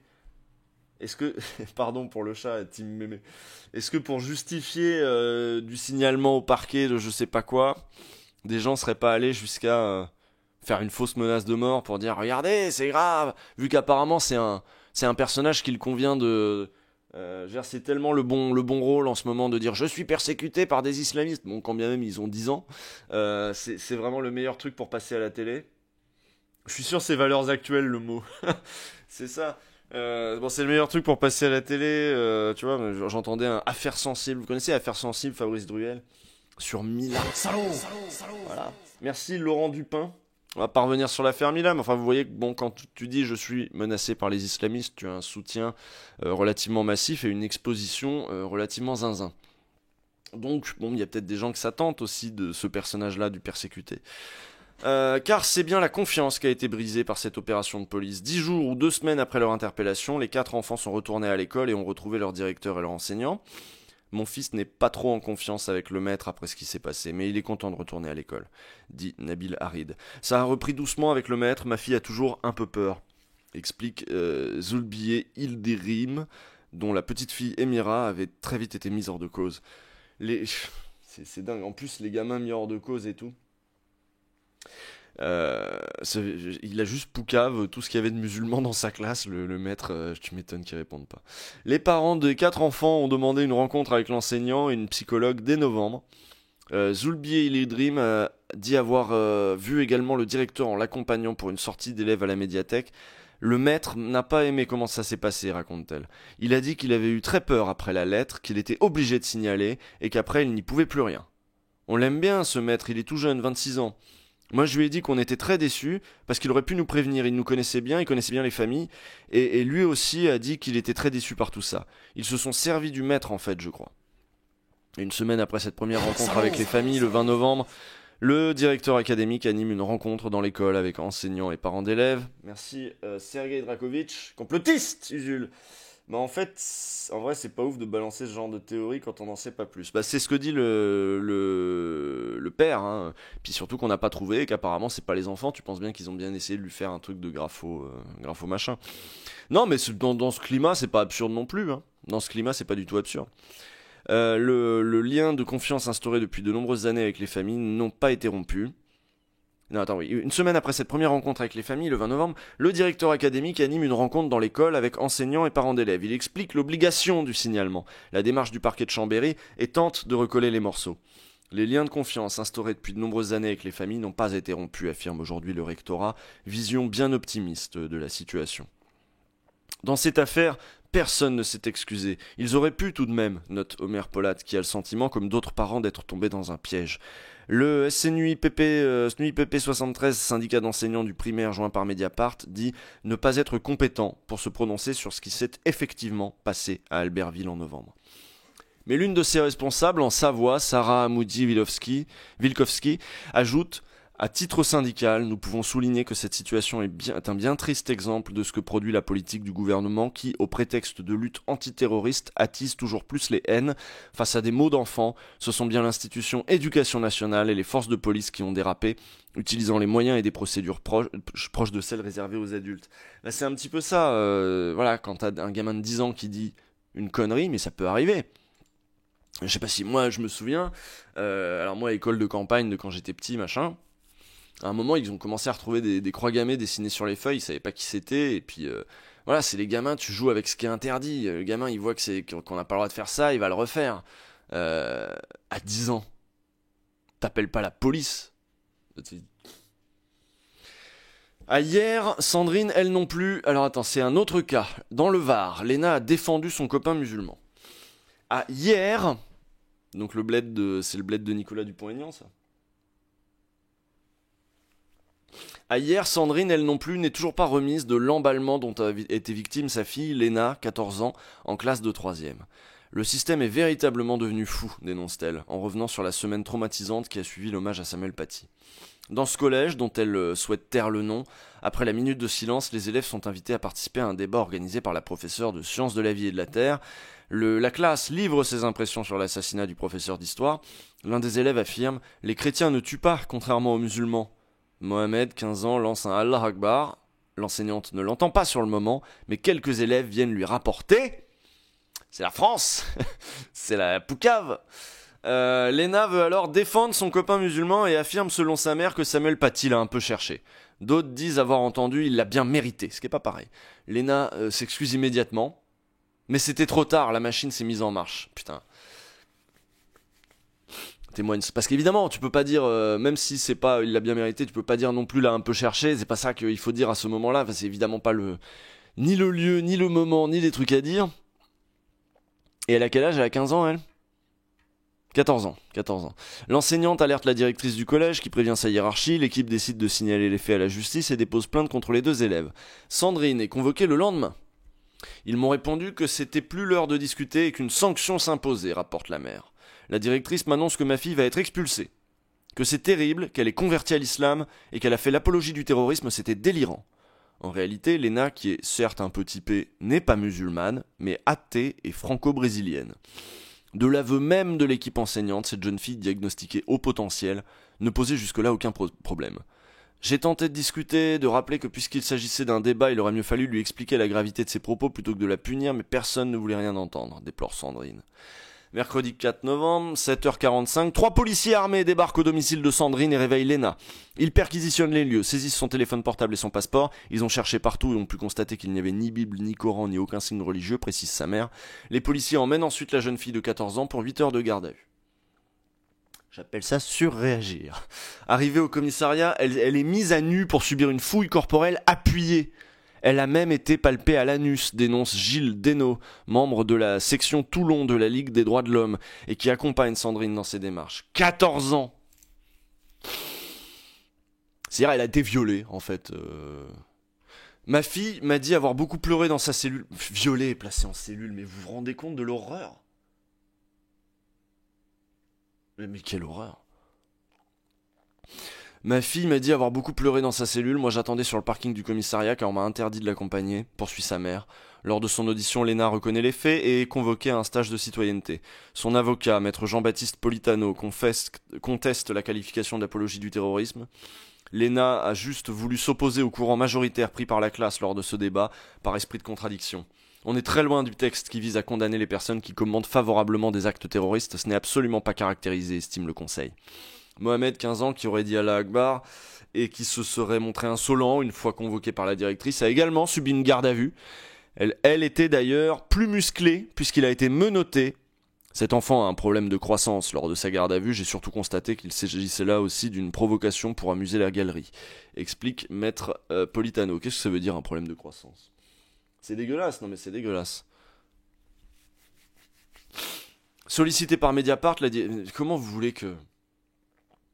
Le pire, c'est que, tu sais, ils font des trucs comme ça en se disant, comme ça va les mater. Comme ça, ils vont respecter la République. Comment tu veux respecter ce genre de République-là? Ils vont grandir comment? Ils vont grandir en se faisant quelle idée de la République? En se faisant l'idée que la République, elle est juste? Elle est... Non. Sollicitée par Mediapart, la directrice n'a pas souhaité livrer de commentaires, mais sa position de l'époque, qu'elle assume, est détaillée dans un compte-rendu établi par Gilles Desnaux. Lorsque la Ligue des droits de l'homme lui rappelle qu'elle aurait d'abord dû privilégier le dialogue en respect avec les règlements officiels sur la laïcité, la directrice répond qu'elle a dû agir en priorité pour garantir la sécurité au sein du collège, celle des 2 élèves incriminés, en les retirant provisoirement du collège pour les protéger, celle de tout le collège pour affirmer dans un contexte tendu. Hypocrite, quoi. Hypocrite. Genre, c'était quasiment pour protéger les 2 élèves qu'on les fout entre les mains de la police. Lors de cette réunion, la FCPE avait toutefois démenti la direction, en précisant que les autres élèves de l'établissement ne parlaient plus de cet incident et n'étaient pas traumatisés. La directrice qui avait souhaité exclure Léna de l'établissement s'est finalement ravisée lorsque Sandrine a annoncé qu'elle souhaitait de toute manière scolariser sa fille ailleurs. C'était impensable qu'elle retourne dans ce collège, explique-t-elle. Elle était en plein décrochage scolaire, complètement chamboulée, un psychiatre a dû l'arrêter 3 semaines. Depuis, Léna a abandonné l'école et suit désormais sa scolarité à distance, grâce au CNED. Bravo la République, bravo bien ouais la République. Mohamed, lui, a été exclu définitivement de l'établissement. Sa mère ne s'était pas rendue à une convocation, elle avait moins de ressources et était moins armée pour se défendre, déplore Gilles Desnaux qui regrette une injustice supplémentaire pour cet élève qui a lui aussi assisté à un stage de citoyenneté. Le rectorat de Nice, interrogé en février par le New York Times, assume en tout cas cette intransigeance. Le mot d'ordre de la consigne, c'est de ne rien laisser passer. Justifier Lilia Parisot, une responsable. C'est odieux, mais quelle indignité.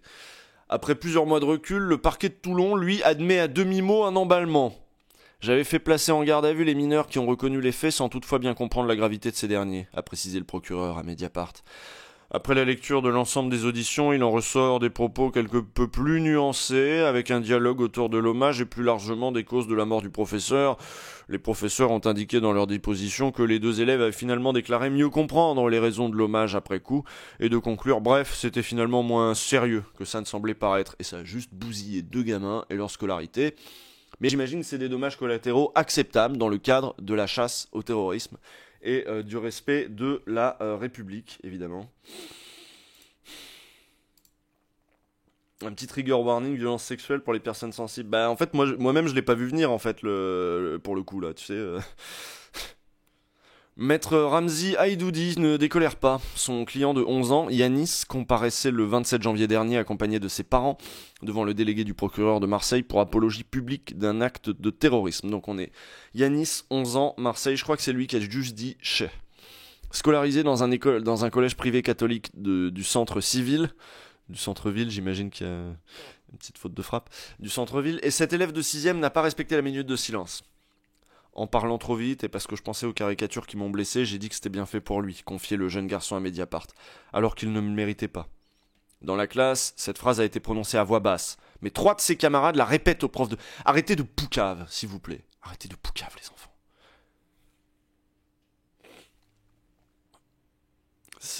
Sale pays, quand même. Sale pays. Madame. Mohamed, il a dit bien fait. Putain. Mais vous imaginez? Madame, Mohamed, c'est un peu un terroriste. Je sais plus comment il s'appelle. Yanis, mais j'imagine, tu vois, le... Et, oui, je sais pas ce qu'ils vont devenir. Et c'est eux qui nous traitent, nous, les islamo-gauchistes de collabos. Mais regarde-moi ça, c'est de la graine de fasciste. Hein, dès l'école. Et la machine judiciaire se met en branle. Le 11 novembre, Yanis est placé en retenue, l'équivalent de la garde à vue pour les mineurs de moins de 13 ans. Au début, les policiers m'ont dit que j'allais rester au commissariat 12 heures ou peut-être 24 heures et que j'allais finir en centre éducatif fermé. J'ai pas arrêté de pleurer, j'avais trop peur de ce qui allait m'arriver. Donc ouais, ils lui ont dit centre éducatif fermé, en gros on va te séparer de ta famille, raconte Yanis. Finalement, l'interrogatoire du collégien et de ses parents durera 6 heures. Et vous savez qu'avec ce genre de menaces, vous pouvez obtenir beaucoup d'un gamin, y compris des aveux sous la pression. Et 11 ans, putain. C'est perturbant pour nous, adultes. Imaginez pour mon fils, ça fait 30 ans que je vis en France, j'ai jamais connu ça, s'émeut encore le père, des mois après.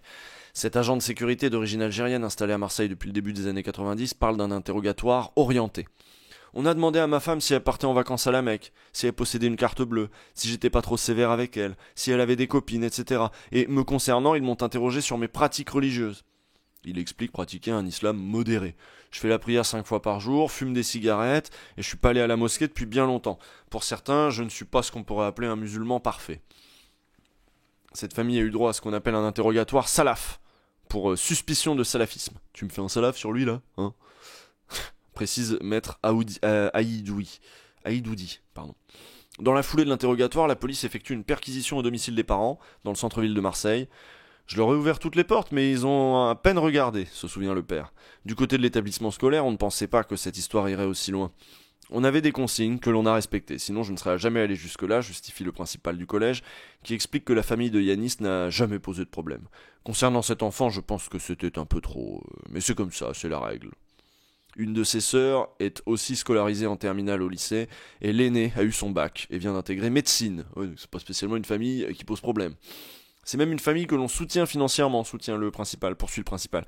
Yanis n'est pas stigmatisé, c'est un enfant turbulent qui a fait une bêtise. Je pense que ce jour-là, il a voulu se faire remarquer, c'était maladroit. Il a demandé aux collégiens de rédiger une lettre d'excuse.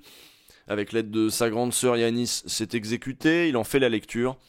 Les propos que j'ai tenus sont totalement déplacés et je ne me suis pas rendu compte de l'ampleur ni de l'horreur des phrases que j'ai dites. J'avoue que les caricatures m'ont blessé, mais je comprends que Samuel Paty n'y est pour rien. Alors il ne mérite pas ce qui lui est arrivé, personne ne mérite cela. J'aimerais que cette erreur de ma part soit oubliée, car les répercussions que cela a eues sur moi me pèsent sur le mental aussi. Son père raconte que le jeune garçon dort mal, depuis novembre dernier, qu'il va à l'école avec la boule au ventre.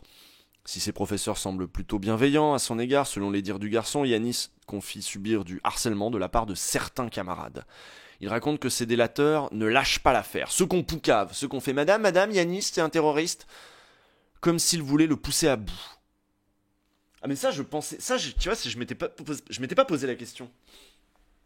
Je m'étais pas posé la question de savoir si tous les discours racistes, mais c'est con parce que c'est logique, tous les discours racistes permanents, machin, de chasse aux musulmans, ça avait des conséquences aussi sur des gamins de collège qui allaient se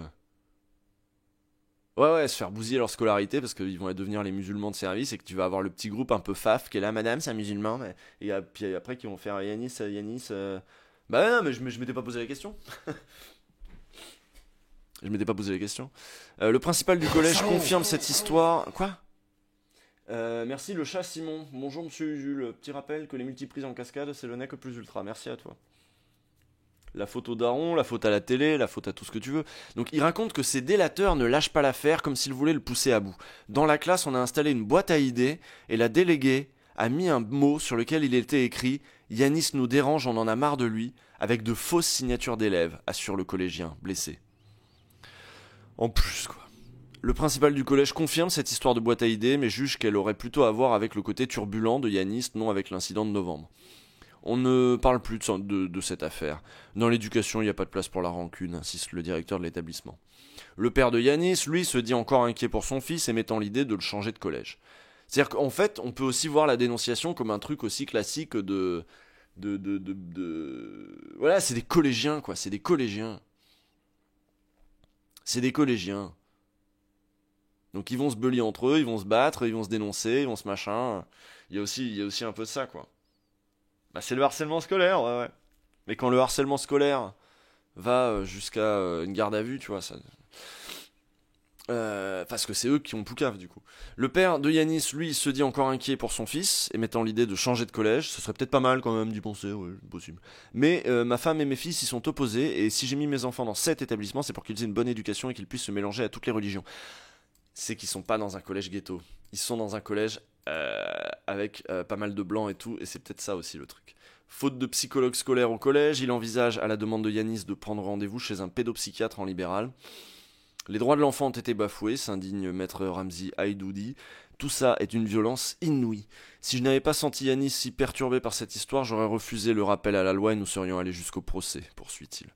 Interrogé par Mediapart sur le sens de Collège Cato, ouais, c'est ça. Et ouais, interrogé par Mediapart sur le sens de ce rappel à la loi, la procureure de Marseille ne parle pas de sanctions, mais justifie les mesures prises par l'onde de choc qu'a représenté cet acte et les inquiétudes qui étaient alors celles de l'ensemble de la communauté éducative et plus globalement de notre pays. Nous étions engagés dans la nécessité d'évaluer les situations familiales de ces enfants et adolescents qui pouvaient révéler les failles éducatives ou peut-être un mode de fonctionnement familial contraire aux valeurs de la République, ajoute la magistrate, et de conclure. Il est facile, a posteriori, de dire que tout cela n'est pas bien grave, mais quelle aurait été la réaction, celle des médias en particulier, si nous nous étions désintéressés de ces signalements faits par les équipes éducatives ? Voilà, en fait, ils se sont sentis sous pression, c'est marrant, elle dit... ouais, mais là, je me fais engueuler parce que j'ai signalé un peu rapidement, j'aurais aussi pu me faire engueuler... Moi, j'avais peur de me faire engueuler parce que j'ai pas signalé. Vous voyez, le climat de tension, quoi. Aucune mention de... Merci, Jesse Jackson. 83.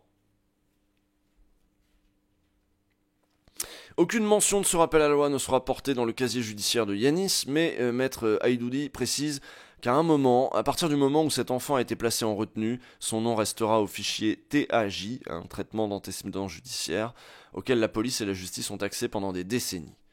À l'air libre est allé à la rencontre de Yanis. Bon, ça c'est dans, je vous mets le lien dans le chat. Si vous voulez l'entretien avec Yanis et son père. Et c'est vraiment ça, hein. Il a pas dit bien fait, il a dit chais. Il a juste lâché dans sa barbe chais. Comme ça, comme une provocation d'adolescent de 14 ans. Voilà, je vous mets le lien dans le chat.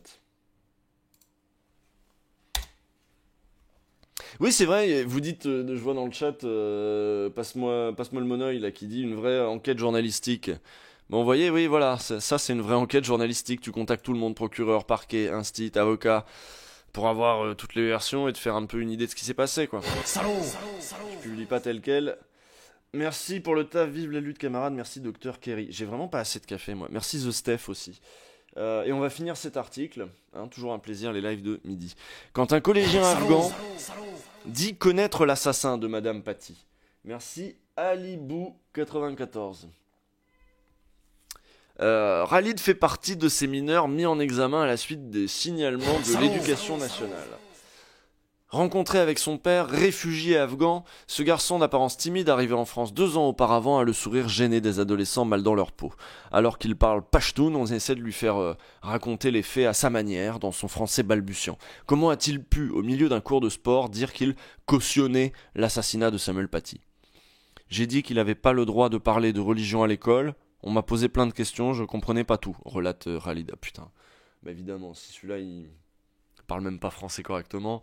En effet, plusieurs de ses camarades et la professeure de sport ont ressenti ces difficultés de compréhension. Quand on le rencontre, plusieurs semaines après l'épisode, Khalid semble encore ignorer les circonstances précises de l'assassinat terroriste. Il appelle la victime Madame Paty. Sur la base de nombreux témoignages et documents, Mediapart a pu reconstituer le fil des événements. Le 2 novembre, c'est donc la prof de sport qui mène la discussion avec sa classe de 3e. Pour favoriser le dialogue, elle a positionné des tapis au sol, des tapis de sol en arc de cercle. Très vite, Khalid prend la parole. Prononcé sans élever la voix, ces mots vont choquer certains de ses camarades. En même temps, le mec est arrivé en France il y a 2 ans. Quand il était petit dans son pays, c'était les talibans qui... Il répète à plusieurs reprises... peut-être pas, ça dépend quel âge il a, mais c'était quand même il y a longtemps les talibans. Il répète à plusieurs reprises que... Mais ils existent toujours en Afghanistan. Il répète à plusieurs reprises que l'enseignant assassiné n'avait pas le droit de montrer les caricatures à l'école. Dit qu'il connaît l'assassin. Il se trompe au passage sur sa nationalité, le croyant syrien quand celui-ci est tchétchène. Voilà, ils ont flippé. Ouais, ils sont encore là, les talibans. Là, ils ont flippé, là. Ils ont flippé de ouf. Je connais l'assassin. Waouh. Je comprends qu'il y a les élèves à côté qui ont fait wow, qu'est-ce qui se passe. À plusieurs reprises, d'autres élèves lui demandent s'il cautionne l'assassinat. Oui, leur répond Khalid. Putain, mais est-ce qu'il connaît le mot cautionner, quoi? C'est ça le truc. L'enseignante invite d'autres élèves musulmans à se prononcer, qui disent leur désaccord, et en même temps, eux, ils sont pas arrivés en France il y a 2 ans. Vient ensuite une mise en situation. Et si c'était leur prof d'histoire-géographie qui avait montré ces caricatures? Khalid répond du tac au tac. Je l'aurais filmé et je l'aurais mis sur Insta, réseau social où les collégiens ont l'habitude d'échanger. Khalid ne scie pas quand on lui dit que cela pourrait avoir des conséquences. C'en est trop pour 2 élèves qui sortent du cours apeurés et vont rapporter la scène à la principale. L'histoire s'accélère. Allez, les 2 poucaves là. Il y a toujours des poucaves dans l'histoire, quoi. Tu sais, la prof de sport, elle essaie de... Et c'est 2 élèves qui vont... Madame, Khalid, il est... Putain. C'est nous qui avons fait le signalement à la justice, assume Bernard Beignet, le recteur d'académie. On peut toujours discuter de l'opportunité, mais ce garçon a donné le sentiment de justifier un acte criminel. Il était difficile de réagir autrement. Le jour même, les enquêteurs missionnés par le parquet de Marseille se rendent au collège et perquisitionnent le domicile parental. La principale livre un premier témoignage. Khalid aurait dit « Je connais l'agresseur et moi aussi je l'aurais tué ». Une déclaration qui va orienter l'enquête, alors que tout semble démontrer que la citation est largement déformée. Il a jamais dit qu'il ferait pareil, nous assure par ailleurs la prof de PS, celle qui était là pendant la discussion.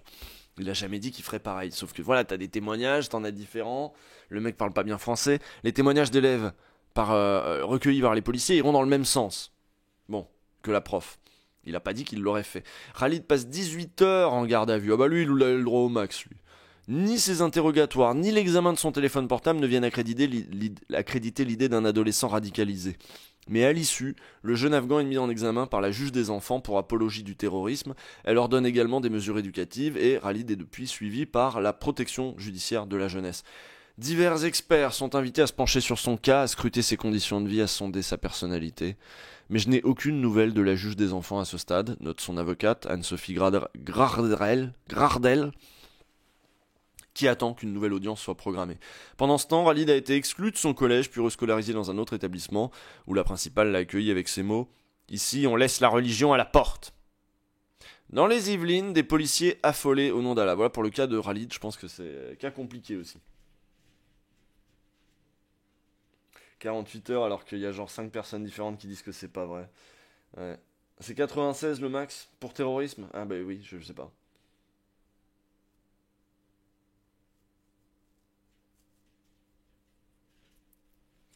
Y a rien qui accrédite l'accusation, c'est quand même dingue. Même la prof dément, mais on doit croire qui?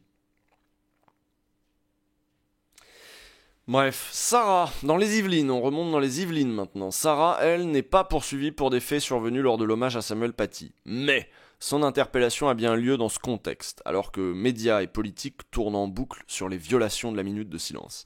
C'est le 5 novembre, à l'occasion d'un blocus devant son établissement, que cette lycéenne Vallée, scolarisée en classe de seconde, a été placée en garde à vue pendant 72 heures, suspectée non seulement de rébellion vis-à-vis des policiers, mais aussi d'apologie du terrorisme. Bon, qu'est-ce qui s'est passé ? Quand Mediapart la rencontre dans l'appartement familial, au 6e étage d'une tour posée au milieu d'un quartier résidentiel des Yvelines, Sarah prépare un exposé. À 16 ans, cette déléguée de classe réfléchit à des projets de sortie en rapport avec l'environnement. Bon élève, quoi. Dans le salon, son père, Amadi, 56 ans, prépare le thé en transvasant du liquide d'un verre à l'autre, pour le faire mousser, le tout sans quitter des yeux une télé branchée sur France 24 en arabe. C'est comme ça qu'on fait chez les Sahraouis, lâche ce dernier. Depuis 2012, la famille vit ici après avoir passé plusieurs années en Espagne, pays dont ils ont tous la nationalité à l'exception des 2 petits derniers nés en France. Comme nombre de Sahraouis, la famille H a été forcée par le Maroc à l'exil il y a plus de 15 ans. Sarah nous a raconté sa journée du 5 novembre alors qu'un blocus est organisé devant le lycée. La situation se crispe. J'étais avec des amis pour aller en cours quand la police a jeté du gaz lacrymogène. Donc subitement, l'une d'entre elles se sent mal et tombe au sol. Il y avait un blocus du lycée le 5 novembre. Alors que Sarah reste à ses côtés pour la réconforter, les policiers les somment de déguerpir, les noms d'oiseaux pleuvent. Vous savez comment sont les policiers, ça peut être fleuri. Un policier attrape Sarah par le bras, puis pratique une clé de bras avant de se placer derrière elle, le bras autour de son cou pour la maintenir, selon des photos que Mediapart s'est procurées. Le policier essaye également de lui retirer le voile qu'elle porte sur le visage, soutient la jeune fille, ce que les policiers contestent, avant de lui donner 2 coups dans les jambes, toujours selon elle, puis dans le ventre, une fois installé dans le camion qui l'emmène au commissariat. Un certificat médical réalisé après sa garde à vue lui accorde 4 jours d'interruption temporaire de travail, un second 8 jours d'éviction scolaire. Dans le procès verbal d'interpellation, un policier soutient que Sarah a franchi la ligne jaune. Mais c'est des menteurs. Véhémente, elle les aurait menacés « Allah, il va tous vous buter, bande de sales flics ». Un autre agent, un gradé, se montre quant à lui incapable de le confirmer. Il se contente de dire que la jeune fille était agitée. Sarah nie avoir proféré des menaces. Tout ce que je leur ai dit, c'est « par Allah, j'ai rien fait ». Au poste, la jeune fille est interrogée 2 fois, ses parents sont convoqués. Bien plus que sur les faits, les questions des policiers portent sur leur pratique de la religion. Ont-ils contraint leur fille à porter le voile? Combien de fois par jour ils font la prière? Comment définissent-ils leur pratique de la religion? Plus étonnant encore, les agents interrogent les parents sur le projet de loi séparatisme, ainsi que sur l'attentat contre Samuel Paty. Eu égard à la situation actuelle, avez-vous eu une discussion avec votre fille sur le sujet de l'intégrisme, le terrorisme et ce que notre président de la République appelle le séparatisme? Comment pratiquez-vous la religion? Votre fille m'a dit qu'elle portait le voile et que c'était son choix, qu'en pensez-vous? Le parquet nous a demandé à ce que l'on enquête sur l'environnement familial, justifie le commissaire divisionnaire chargé de la zone contacté par Mediapart. Cela nous a plutôt rassurés. Bien sûr qu'on est contre le terroriste qui a tué le professeur, c'est pas notre vision de l'islam, s'insurge Sarah. Peut-être qu'ils m'ont arrêté, c'est parce que j'étais la seule fille voilée. Peut-être que s'ils m'ont arrêté, c'est parce que j'étais la seule fille voilée. À l'arrivée, une juge des enfants l'a mise en examen pour outrage et rébellion, nullement pour apologie. Une mesure de réparation éducative a aussi été prononcée dans l'attente du jugement, mais pareil, quelle idée elle va se faire, elle? Comment vous voulez qu'elle devienne pas ACAB, cette meuf-là, par exemple? Mais Sarah se remet difficilement de ses nuits passées au poste. J'avais peur de ne pas ressortir. Où elle a été traitée comme une majeure, dénonce son avocate, maître Olfa Ouled. Depuis, elle a d'ailleurs déposé plainte pour violence par personne dépositaire de l'autorité publique visant les policiers. Ah bah voilà. Ainsi que pour traitement inhumain et dégradant. J'estime que tout ce que les policiers ont fait, c'était pour l'humilier, estime maître Ouled. Si la famille a bien été entendue le 22 février, il semble que l'identification des policiers, elle, patine. Ben tiens! Quoi? Qu'est-ce qu'il y a, mémé? Mais oui, mais tu sais bien que j'aime pas quand j'ai des couleurs sombres, que tu me grimpes dessus comme ça. Alors, qu'est-ce que vous dites? Tiens, va voir les gens. Genre, mets-toi là, voilà, hop. Et redresse-toi comme un suricate pour qu'ils te voient. Non, tu préfères les genoux. Ah là là là là. Qu'est-ce que vous en pensez? La continuation d'une tendance qui avait commencé avec le SNU, c'est plus aux profs de s'occuper de l'éducation civique des enfants, mais c'est aux flics. Quand on pense que ceux qui trouvent cela normal ne cessent de nous rabâcher des grands discours sur l'importance de l'école. Ouais. Ce vieux couple.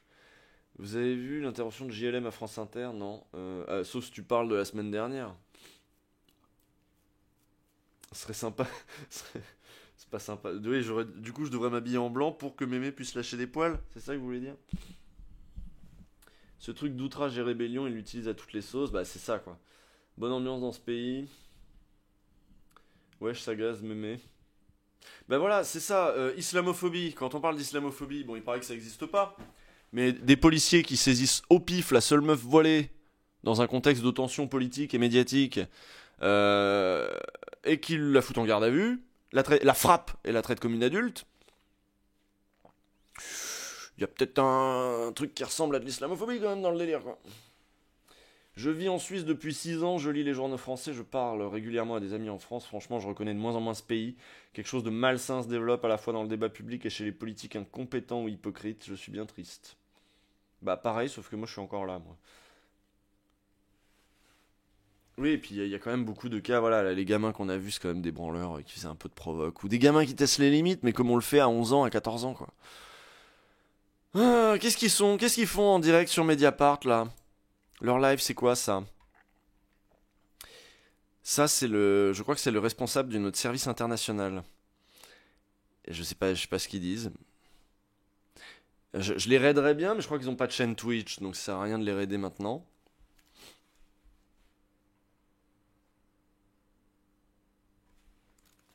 Faut vraiment des garde-fous pour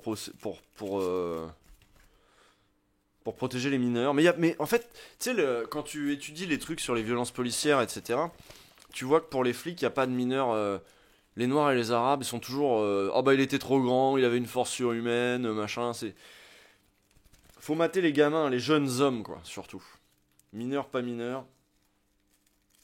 C'est relativement secondaire, cette histoire, quand il s'agit de mater... N'oublie pas que Blanquer était pressenti pour devenir ministre de l'Intérieur à la place de Castaner. Mais je sais bien, je sais bien. Mais Darmanin a fait des pieds et des mains.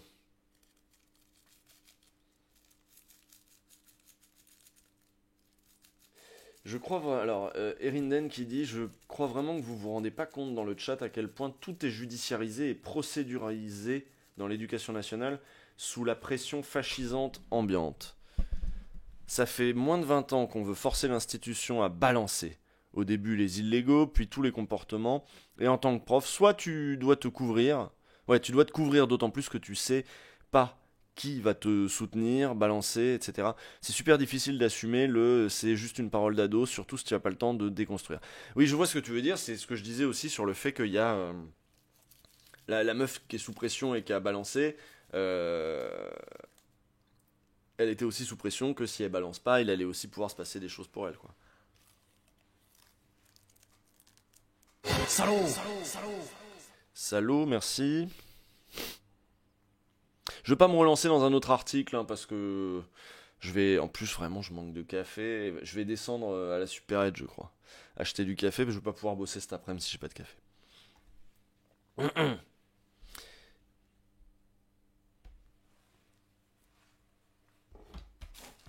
Ouais, mon briquet. Je vous lis un petit peu parce que c'est vrai que l'article était long, il était dur.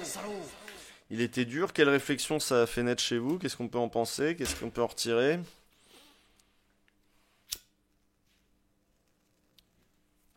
Putain, j'ai même mal allumé ma clope parce que je lisais le chat. Vas-y, nique ta mère, j'ai raté mon allumage. Ah, c'est l'horreur. C'est l'horreur.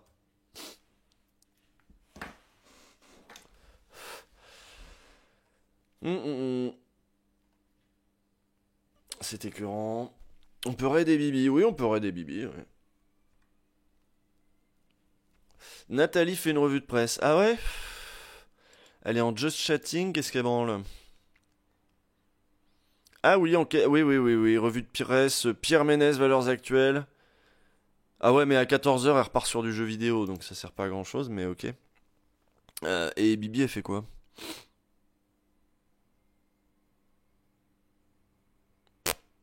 Je sais pas.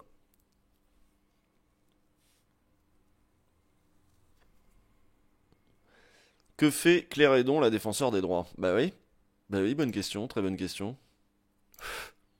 C'est déjà la fin du stream? Bah oui, c'est midi 14h ici, sauf que là, bon, vu que j'ai pas de café, je me ramollis à la fin. Donc oui, c'est à peu près la fin du stream. Mais on se retrouve demain à la même heure pour d'autres sujets. Les sujets qui sont passés à la trappe aujourd'hui, c'est... le vélo, vous en foutez du vélo, bah tant mieux, parce que moi je m'en foutais aussi un peu. Et le portrait de Coco dans Libération.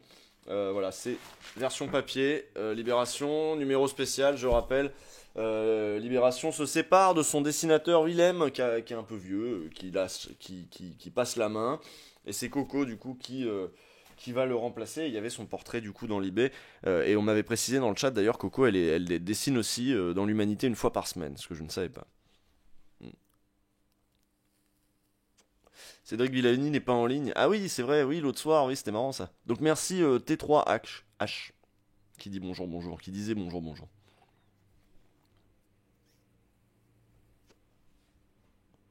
Non mais je trouve que Mélenchon, là, sur ces questions-là d'hystérie raciste, je trouve qu'il tient la ligne. Qui regarde Sa Majesté des Tournevis? Qu'est-ce que c'est, Sa Majesté des Tournevis?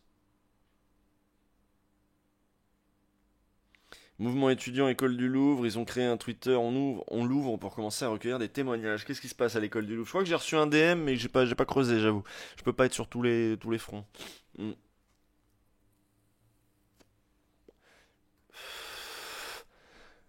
Merci pour la lecture. Les keufs sont biberonnés à la sauce démocratie participative. Y a pas à se poser de questions, mineur ou pas, ils tabassent si t'es pas blanc. Tu parles du site, j'imagine, démocratie participative. Honnêtement, ça me dérange que personne ne présente jamais d'excuses envers les enfants. C'est vrai, c'est vrai.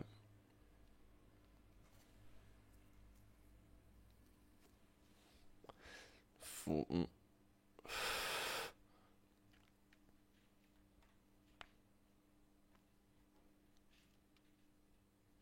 Pire, si tu fais pas un rapport, tu peux plus légitimer ton point de vue et disons défendre l'élève. Faut te couvrir avec un rapport d'abord, quoi. C'est ça en gros. Bonne nouvelle, t'as Abouaf quoi? Qu'est-ce qu'il a fait, t'as Abouaf? Moussa vient d'être régularisé. Après examen de votre dossier, je dis... oui, ça avait fait du bruit ça, oui. Alors, quoi d'autre? Qu'est-ce que vous me racontez d'autre? Parce que c'était un peu hardcore le truc des enfants là.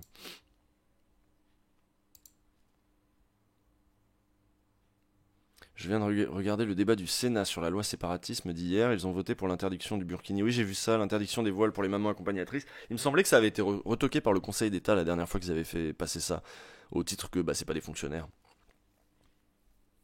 Bah oui, sauf que la loi a changé avec le projet de loi séparatisme, j'imagine. Bah oui, il suffit de changer la loi, je suis con. Oui, mais le Conseil d'État... Oui, le Conseil d'État avait été saisi sans que la loi soit changée. Si la loi est changée, peut-être le Conseil d'État va dire bah maintenant c'est bon, la loi est changée. Vu qu'il y a une délégation de service public ou je sais pas quoi.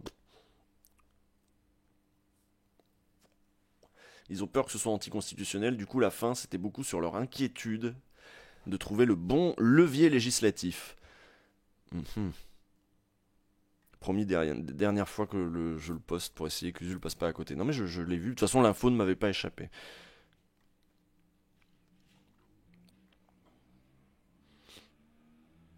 Je me demande comment aurait dû réagir la classe. Fallait rien dire.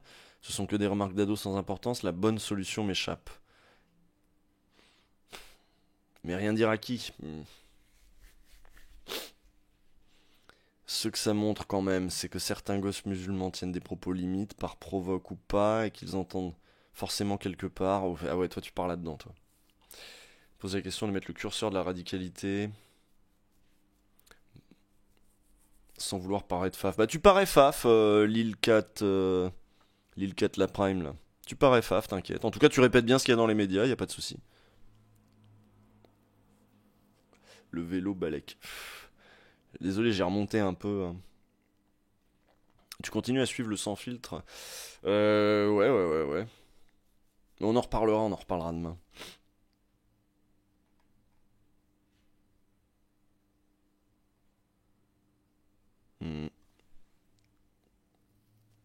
J'espère que le stream de demain sera moins anxiogène que celui d'aujourd'hui. Oui aussi, oui, moi aussi, oui.